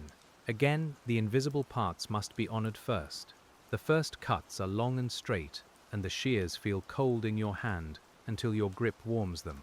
You open them wide, set the blade along the line, and close with slow pressure. The metal parts cleanly. A narrow strip bends away, shining along its fresh edge. Outside, a cart rolls past, wheels muffled by damp grit on the stones. Inside, your cut continues, and the morning begins to gather itself around that one repeated sound. As the first body blanks stack up, the shop brightens by degrees. The window no longer reflects only the lamp. It shows the opposite wall of the street, pale brick, closed shutters, and a signboard darkened by mist. Someone walks past with a sack over one shoulder. Someone else coughs and keeps going. These things enter the room softly, never taking the work from your hands, but reminding us that the shop is stitched into a city already awake at its edges. The chemist's tins are folded over a small break, because their sides must match closely. You set the first blank under the clamping bar, align the fold mark, and draw the handle upward. The metal bends in one clean motion, sharper than the hand stake would make. You release it, turn the piece, and make the next fold. The break gives consistency, but only if you feed it honestly. A line set crooked becomes a crooked wall with great efficiency. The first little body stands on the bench after 4 folds, not yet closed, but already box-like. You bring the side seam together and check the squareness with the small block. It sits true enough to proceed. The seam is brushed with a thin line of flux, and the small iron is warmed for the delicate work. Chemists' tins should not smell strongly of solder when they leave the shop. You use less than you might on a warehouse box, and you clean more carefully afterward. The solder runs along the seam in a fine line, bright for a heartbeat, then quiet. You hold the box until the metal cools enough to stay steady. The air near your face carries the familiar sharpness, but the morning cold thins it quickly. You wipe the seam with a damp cloth and watch the mark clear. The tin now looks plain, almost austere, and that suits the chemist's shelves. Not every useful object wants charm. Some want clarity. You make the second and third bodies with the same order of motions. Trace already done, cut already done, fold, check, flux, solder, wipe. Yet each repetition includes a small adjustment. One tab wants trimming. One seam needs a firmer clamp. One corner shows a faint lift after cooling. You correct these quietly, and the line of tins grows. We stay close to the bench because the difference between one good tin and another is held in these modest corrections. By the time the stove warms the room fully, your fingers have lost their morning stiffness. The tools feel less like cold objects and more like extensions of the hand. You reach for them without looking. The cloth, the brush, the solder stick, the square block, the snips, each has its place in the small geography of the bench. This geography is not written anywhere, but if someone moved one tool by a few inches, your hand would find the absence before your eye did. The lids for the chemist's tins are made in a shallow batch, their small lips folded down with care. You test each lid on each body, then mark the pair lightly inside with a pencil dot so they remain together. Interchangeable parts are a useful dream, and factories chase it with gauges and machines, but in a small shop like this, fit often belongs to a pair. This lid, this box, this quiet agreement, made by hand and kept by a mark no customer may ever notice. The chemist's tins also need paper labels later, but the metal must first be cleaned until no flux residue remains. You use warm water, a little washing soda, and a cloth that has been rinsed many times. The water smells faintly alkaline, almost soapy, and it takes the sharpness from the seams. You dry each tin at once, because water left in a fold becomes trouble. The cloth leaves soft streaks that fade as the surface dries near the stove. A young errand boy arrives from the confectioner just as the chemist's tins are cooling. He brings the printed labels wrapped in tissue, along with a note asking that the front tin have its label set slightly higher for the window display. You read the note and smile in that inward way. A tradesperson smiles at a particular request that is not unreasonable. A shop window has its own measurements. The eye passing outside must be caught without being startled. You clear the cleanest part of the bench for labeling. This is slower work, and it asks that the metal be free of grease from your hands. You wash and dry your fingers, then lay out the confectioner's tins from under their cloth. Their surfaces look soft in the morning light, pale and ready. The labels, blue and cream, curl slightly when freed from the tissue. They smell of ink, gum and paper, a gentler smell than flux, and the colors seem almost cool against the tin. The paste is brushed thinly, not so much that it wrinkles the paper. You place the first label on the lid, using the rim as a guide but trusting the eye at the end. The paper touches metal and cannot be shifted much without damage, so your hands lower it carefully, one edge first, then the rest smoothed outward under a clean cloth. A little breath leaves you when it lies straight. Not relief exactly, more the body recognizing that care has landed where it meant to. The second label goes easier. The third asks more patience because one corner wants to curl upward. You lift it with the point of a clean knife, add the smallest touch of paste, and press it down again through the cloth. The label settles. The printed leaves around the border now lie smooth, and the shop name curves across the lid as if it had always belonged there. These tins will be seen in daylight by people who know nothing of last evening's rounded corners, and that is perfectly fine. When the special front tin receives its higher label, you set it upright on the counter and step back. The placement changes its expression slightly. It will face the window with the name visible over the sweets, and the shallow tin will look inviting without shouting. In a 1920s Antwerp confectioner's shop, surrounded by glass jars, paper cones, and trays of sugared goods, that small adjustment may make all the difference. The maker's judgment becomes part of another shop's quiet display.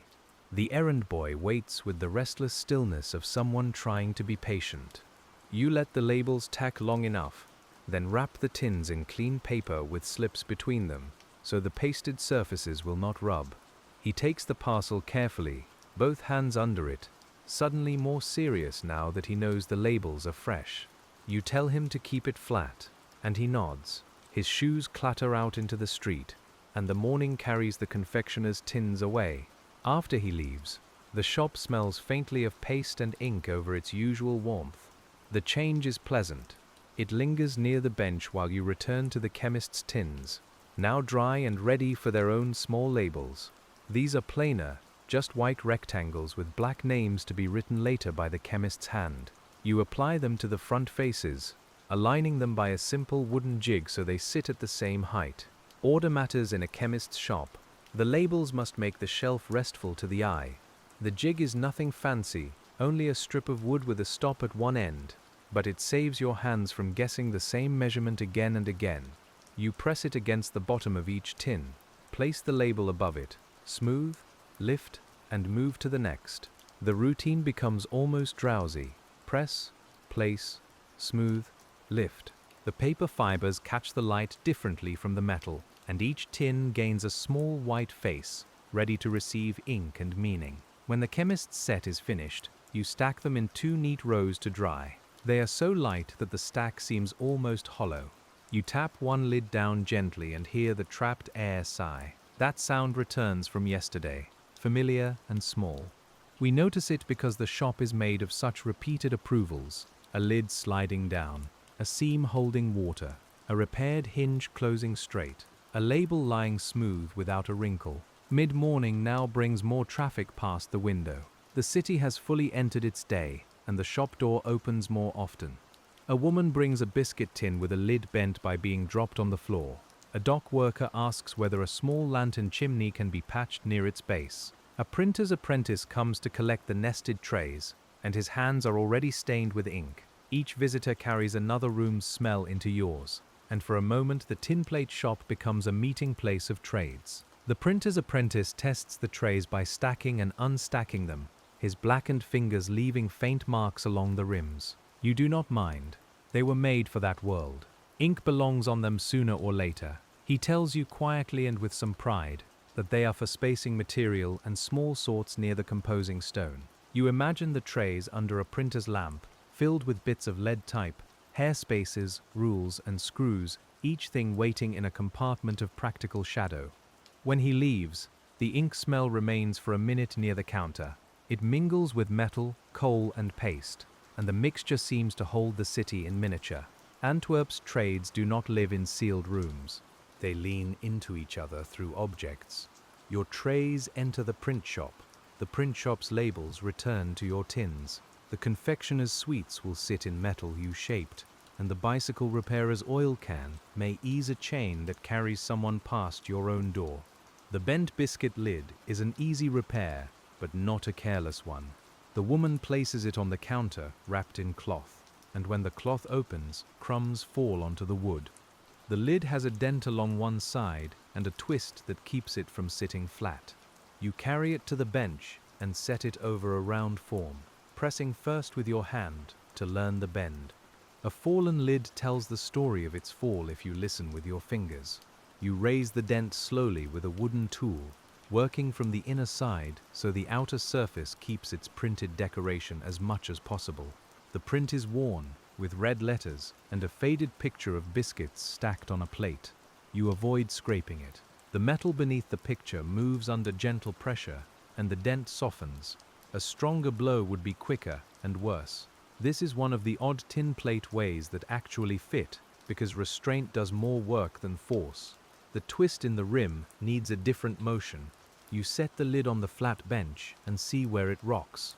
Then you turn it upside down and press along the high side, easing the rim back into plane. Test, press, test again. The rocking becomes smaller. Finally, the lid rests flat enough that only the faintest movement remains. And for a biscuit tin that has already lived a household life, that is enough. You wipe away the crumbs and wrap it again in the cloth. The lantern chimney patch is less simple, because heat has discolored the metal near the base. The dock worker brings the part blackened by soot and salty air, and when you handle it, your fingers come away grey. It belongs to a small hand lantern, the kind used where wind and damp make open flame unreliable. You clean the base carefully, scraping soot and corrosion until the metal shows its condition. There is a split near one folded edge, and the surrounding tin has gone thin. You cut a patch from slightly heavier scrap, shaping it to follow the curve of the chimney base. The patch must not interfere with how the glass sits, nor block the little air holes that feed the flame. This is fitting in the most literal sense. You hold the piece against the chimney, mark it, trim it, and hold it again. The dock worker watches without speaking, perhaps tired from morning labor, perhaps simply trusting the bench to do what benches do. When the patch finally sits close, you punch 2 tiny holes and rivet it rather than relying on solder alone. Heat from the lantern might soften a poor soldered repair, and salt air is unkind to weak joints. The rivets are small, dark, and practical. You set them with measured taps, then add a little solder along the edge as a seal. The combined repair looks plainly made, but sound. The worker turns it in his hands, nods once, and slips it back into a sack that smells of canvas, tar, and damp rope. By midday, the morning's orders have thinned, and the shop settles again into longer work, where the city's small interruptions become the background to another shaped piece. This next job is a set of tinplate liners for wooden tea chests, ordered by a grocer who wants to keep his finer leaves dry and fragrant. In 1920s Antwerp, tea arrives through trade routes that have already passed through many hands. But by the time it reaches the grocer's back room, its care depends on simpler things. A dry chest, a close lid, a lining that does not tear. You take the measurements from a slip, then check the wooden sample he has left with you. The little chest smells wonderful when opened. Dry wood, old tea, dust, and a faint sweetness like hay warmed by sun. The inside is stained darker where leaves have rested against it, and the corners hold a powdery residue that clings to your fingertip. The liner must fit inside without buckling, and it must allow the wooden lid to close. Too tight, and the tin wrinkles. Too loose and tea dust gathers behind it. The right fit is quiet, snug, and almost invisible. You measure the inside depth with a rule, then the width at top and bottom, because wood is not always perfectly square. The chest has swollen slightly on one side, likely from damp storage, and the inner wall bows inward by a small amount. You note this with a pencil mark on the pattern. A factory drawing might ignore such a thing, but your bench cannot. You are making this liner for this chest, in this room, on this day, with all its small truths included. The liner begins as a cross-shaped pattern, base in the center, 4 sides extending outward, with fold allowances and corner seams planned before the first cut. You trace it onto a clean sheet of tin plate and cut carefully, because a tea liner should have no ragged edges to catch leaves or tear paper packets. The shears whisper through the metal. The sheet flexes. The offcuts gather beside your wrist in bright angular shapes, and the smell of tea from the open chest softens the harder shop air. Folding the liner is a slow inward motion. Each side rises from the base, and the flat pattern becomes a shallow metal room within a room. You bring one wall up, then its opposite, then the remaining sides, checking how the corners meet. The tin plate reflects the inside of the chest in broken, pale shapes. You lower the unfinished liner into the wood once, not to force it, only to learn where the fit asks for attention. It catches at the bowed side, just as expected. You remove it, ease that wall inward by the width of a thought, and try again. This time the liner descends farther, but stops near one corner. The corner seam is slightly proud. You take it back to the bench, flatten the seam allowance, and close it more neatly before soldering. These trial fittings are the heart of the task. In the phrase odd Antwerp tinplate ways that actually fit, this is the part that matters most. The willingness to let the object teach you its shape. The corner seams are soldered from the outside where possible, then smoothed so the inside remains clean. Tea leaves will find every roughness. You use a little flux, a little solder, and a cloth ready at once. The iron's heat moves quickly through the thin walls. You work one corner, then let the piece cool before turning to the next, so the liner does not twist from too much heat at once. Patience again becomes a tool you can almost set on the bench. When all 4 corners are closed, you fit the liner into the wooden chest again. It slides down with a faint metallic sigh, pausing only where the bowed side narrows. You press gently along that wall, and the tin yields enough to settle. The top edge sits just below the wooden rim. Good. The lid closes over it without lifting. Better. You open the chest again and inhale the tea scent mingled with warm tin. An odd pairing, but not unpleasant. The top edge needs a folded lip so it will not cut the hand that reaches inside. You remove the liner and turn the edge over a narrow bar, working around the rectangle in short sections. The fold stiffens the liner and gives it a finished look. It also hides the raw edge, which is one of the kindest things metalwork can do.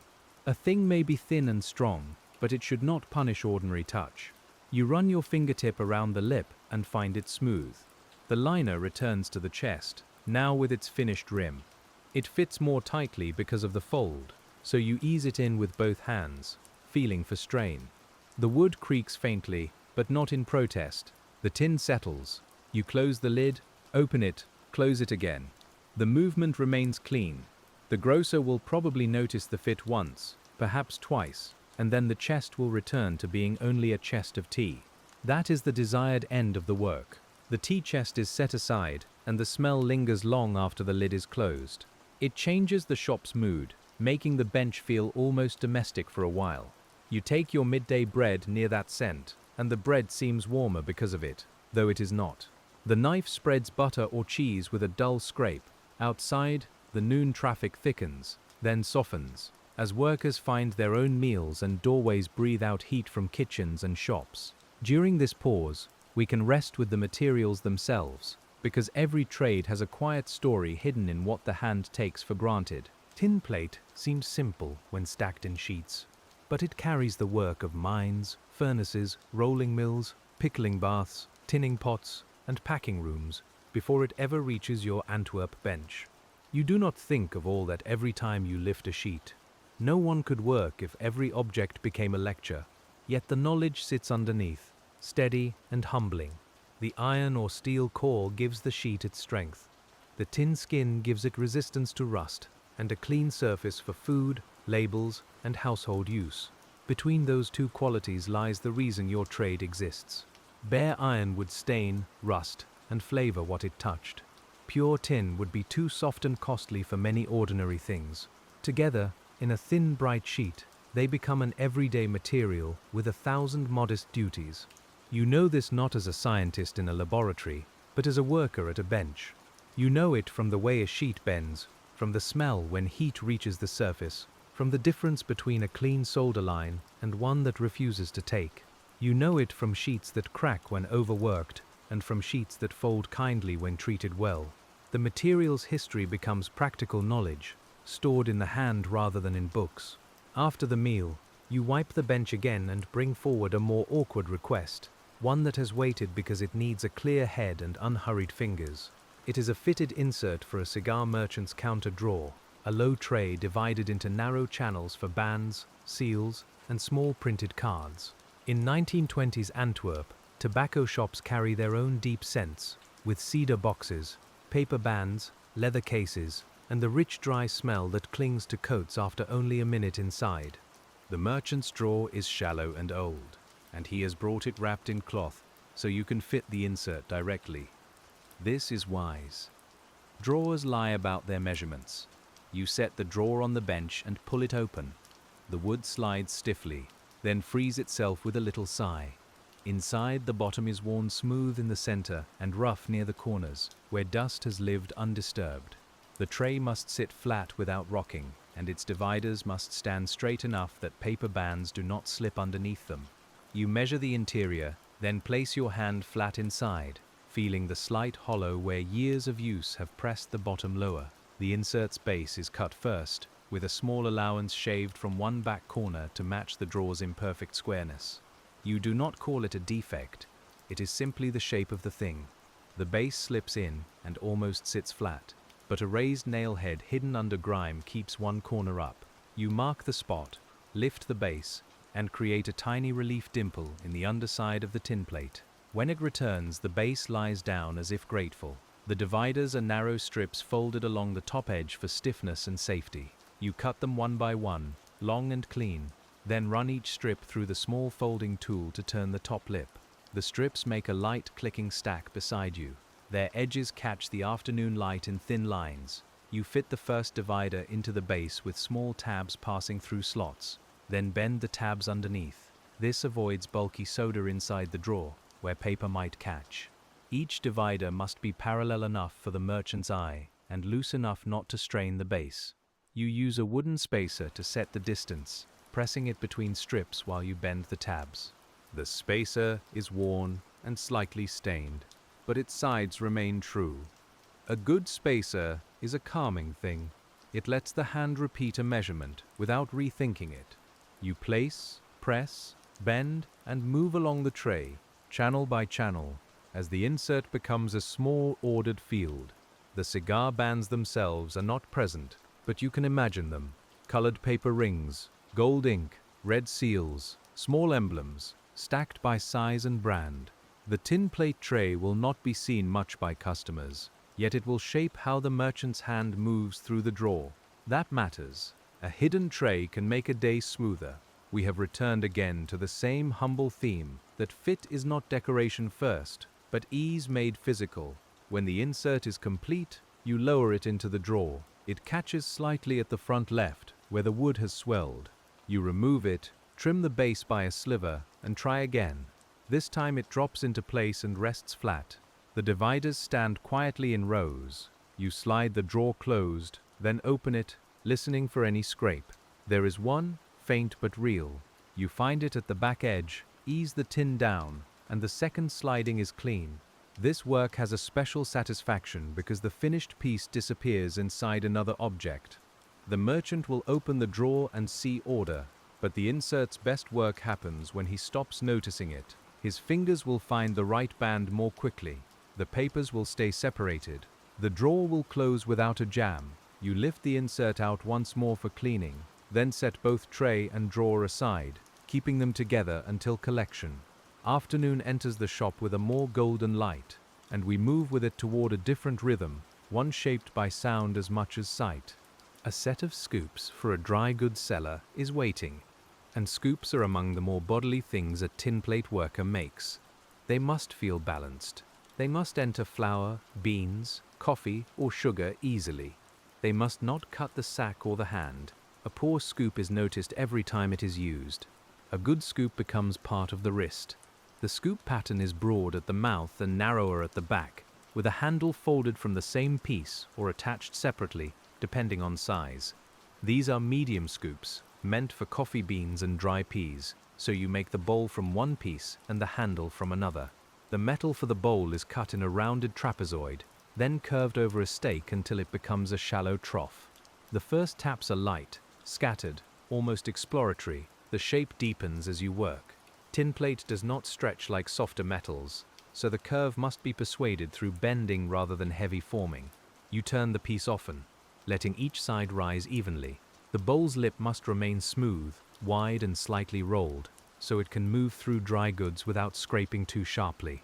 You feel the curve under your fingers, imagining the weight of coffee beans shifting inside it with that dry, pleasing sound. The handle is folded into a narrow, hollow form, strong but light. You cut the strip, fold both long edges inward, then bring them together underneath so the top is rounded to the hand. The seam is closed and soldered along the underside, where it will not press into the palm. A handle teaches humility, because the user feels every poor decision there. Too sharp, too narrow, too flat, too weak, and the hand knows at once. You fit the handle to the back of the scoop at a slight upward angle. Too low, and the knuckles brush the beans. Too high, and the scoop feels strained. You hold it, test the balance and adjust before soldering. We can feel your wrist making the final decision. Not the drawing, not the customer's note. The wrist. It knows how a scoop should lift, how it should enter a sack, and how the weight should settle when full. The solder joint is reinforced with 2 small rivets, because scoops live hard lives even in quiet shops. They are knocked against bins, dropped into sacks, washed, dried, and used by many hands. You punch the holes, set the rivets, and peen them with careful taps that ring through the bowl. The sound is brighter than most bench work, a little bell-like, and for a moment the shop seems to listen.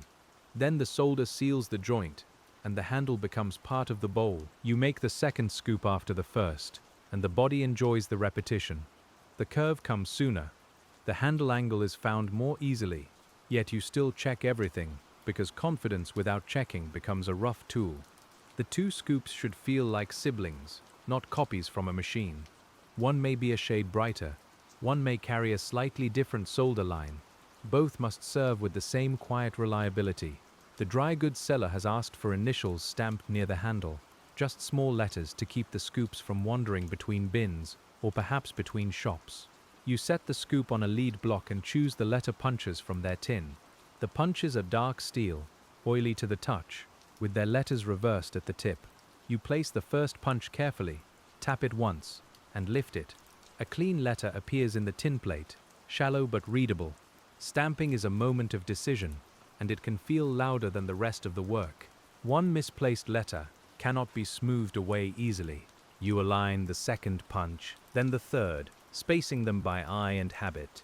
The initials sit near the handle, modest and firm. They will darken with use as dust gathers in the stamped hollows. The mark is not a signature from you, but it reminds the shopkeeper that the scoop belongs in a particular place. The scoops are washed, dried, and set mouth down on a cloth. Their rolled lips catch the afternoon light, and their handles cast narrow shadows behind them. You imagine them in bins of coffee, lentils, or sugar, moving with a rhythm not unlike your own. Dip, lift, pour. Dip, lift, pour. The motion is simple, but simple motions are where tools prove themselves. A scoop that fits the hand saves a little strain each time, and over years, that little strain becomes a real kindness. As the afternoon wears toward its last long stretch, the shop receives one more unusual commission, and we follow it because it belongs perfectly to the odd-fitted ways of Antwerp tinplate work.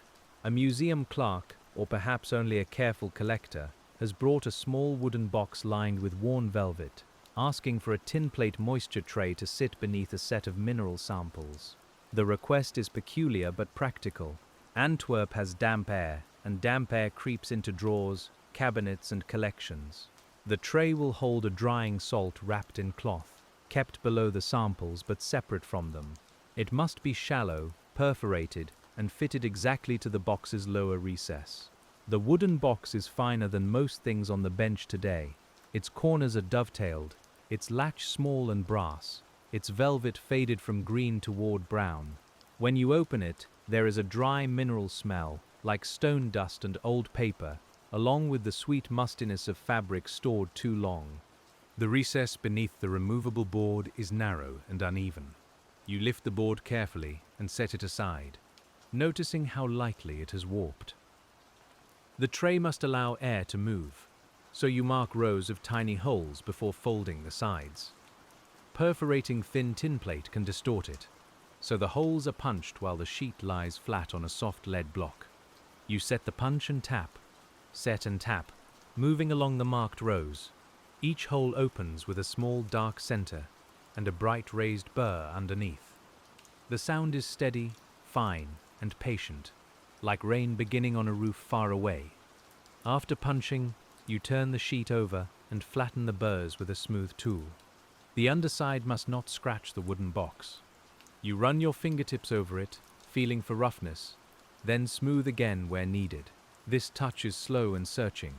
A single sharp burr could tear the cloth packet or scar the wood. You are making something almost no one will see, hidden under a false bottom, and still the unseen surface receives care. The tray's sides are folded shallowly, just high enough to hold the drying packet.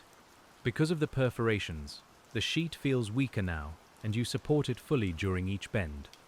The metal makes a softer sound when folded, interrupted by the little holes, as if the sheet has learned to breathe. You fit the tray into the box recess. It catches near the latch side, where the wood narrows. You trim the edge, round one corner slightly, and try again. The second fit is close, but the removable board above it rocks. That means the tray sits too high at one spot, perhaps where a folded corner has gained thickness. You remove it, lower that corner with the seaming tool, and press the side flatter. Then the tray returns, and the board lies down cleanly over it. You close the box. The latch meets. The commission, odd as it seemed, has become another small agreement between material, use, and place. You may never know what minerals rest above that tray, whether quartz, pyrite, calcite, or some dull grey stone with a careful label. It doesn't matter much to the bench. Your part is to make the hidden air move gently around a dry packet, keeping damp from settling where it shouldn't. There is peace in that narrow duty. Work does not need to be large to be complete. A shallow perforated tray can hold its place in the order of things. The clerk or collector thanks you quietly and leaves the box for pickup, and the shop returns to its late afternoon hush. The stove is lower now, because the day's heat has gathered in the walls. Tools lie ready but not tense. The air carries tea, paste, soda, wood, damp coats, and the faint mineral must from the open box. You stand at the bench and flex your fingers once, feeling the small tenderness from punching all those holes. A little rest is taken without ceremony. You pour water from a jug into a cup, and it tastes faintly of metal from the vessel, cool and plain. You drink slowly, looking toward the window, where the street has begun again to lean toward evening. The light on the opposite wall changes from pale to warm to grey, within the span of a patient breath. We remain in the shop, with the day not finished, but softened at its edges. There are always small things to do before the larger work can end. A solder stick must be trimmed clean where flux has darkened it. The label brush must be washed before paste stiffens between its bristles. The lead block must be wiped of punch dust. The chemist's tins must be checked for dry labels, then stacked with paper between them. Each task is modest. Together, they make the difference between a shop that greets the next hour calmly and one that begins by searching for what it neglected. You lift the chemist's tins one by one. The labels have dried flat. The lids hold. The stacks remain square. You place them into a wooden crate lined with paper, fitting them closely enough that they won't chatter during delivery. The crate smells of pine and old packing straw. When the last tin slips into place, the row has a tidy look that suits the chemist well. You cover it with paper and leave the top open for the customer's inspection. The cigar merchant's drawer insert receives a final pass with the cloth. Dust hides along dividers, and you chase it out with the corner of the rag. Then you slide the insert into the drawer and close it halfway, leaving the merchant to see the fit when he arrives. The drawer sits on the counter like a quiet demonstration. It does not boast. It simply opens and closes, which is what many excellent things in life are made to do. The scoops are cool and dry. You lift one by the handle and test its balance again, letting the bowl tilt down and up with an imaginary load. It feels right. The initials catch light near your thumb. You set it beside the other, and they nest with a soft metallic contact. 2 scoops, 2 handles, 2 rolled lips, ready for bins and sacks and the dry shifting sound of goods measured by hand. Late in the day, the bicycle repairer comes for the oil can, and his arrival brings the smell of rubber, road dust and chain grease into the shop. His sleeves are dark at the cuffs, and his fingers examine the spout before anything else. You let him. A worker knows where another worker's attention belongs. He removes the cork, looks into the neck, presses it back, and tips the empty can as if feeling the future pour. The spout angle pleases him, though he says only that it will do. That phrase, "it will do," can mean many things in a workshop. Sometimes it is faint praise. Sometimes it is the highest practical approval. Here it is enough. He pays, tucks the can carefully into a cloth bag, and tells you there are 3 machines waiting for oil before closing. You imagine him at his own bench, bending over chains and pedals, the little can in hand, and your work becoming part of another evening's rhythm almost at once. The door closes after him, and the shop's smell returns to itself again, though a thread of grease lingers. The oil can is gone from the finished row, leaving its shape behind in memory. This is how the bench empties. Objects gather, then depart into use. The room never keeps them long, unless they are failures, forgotten orders, or tools. Good work leaves.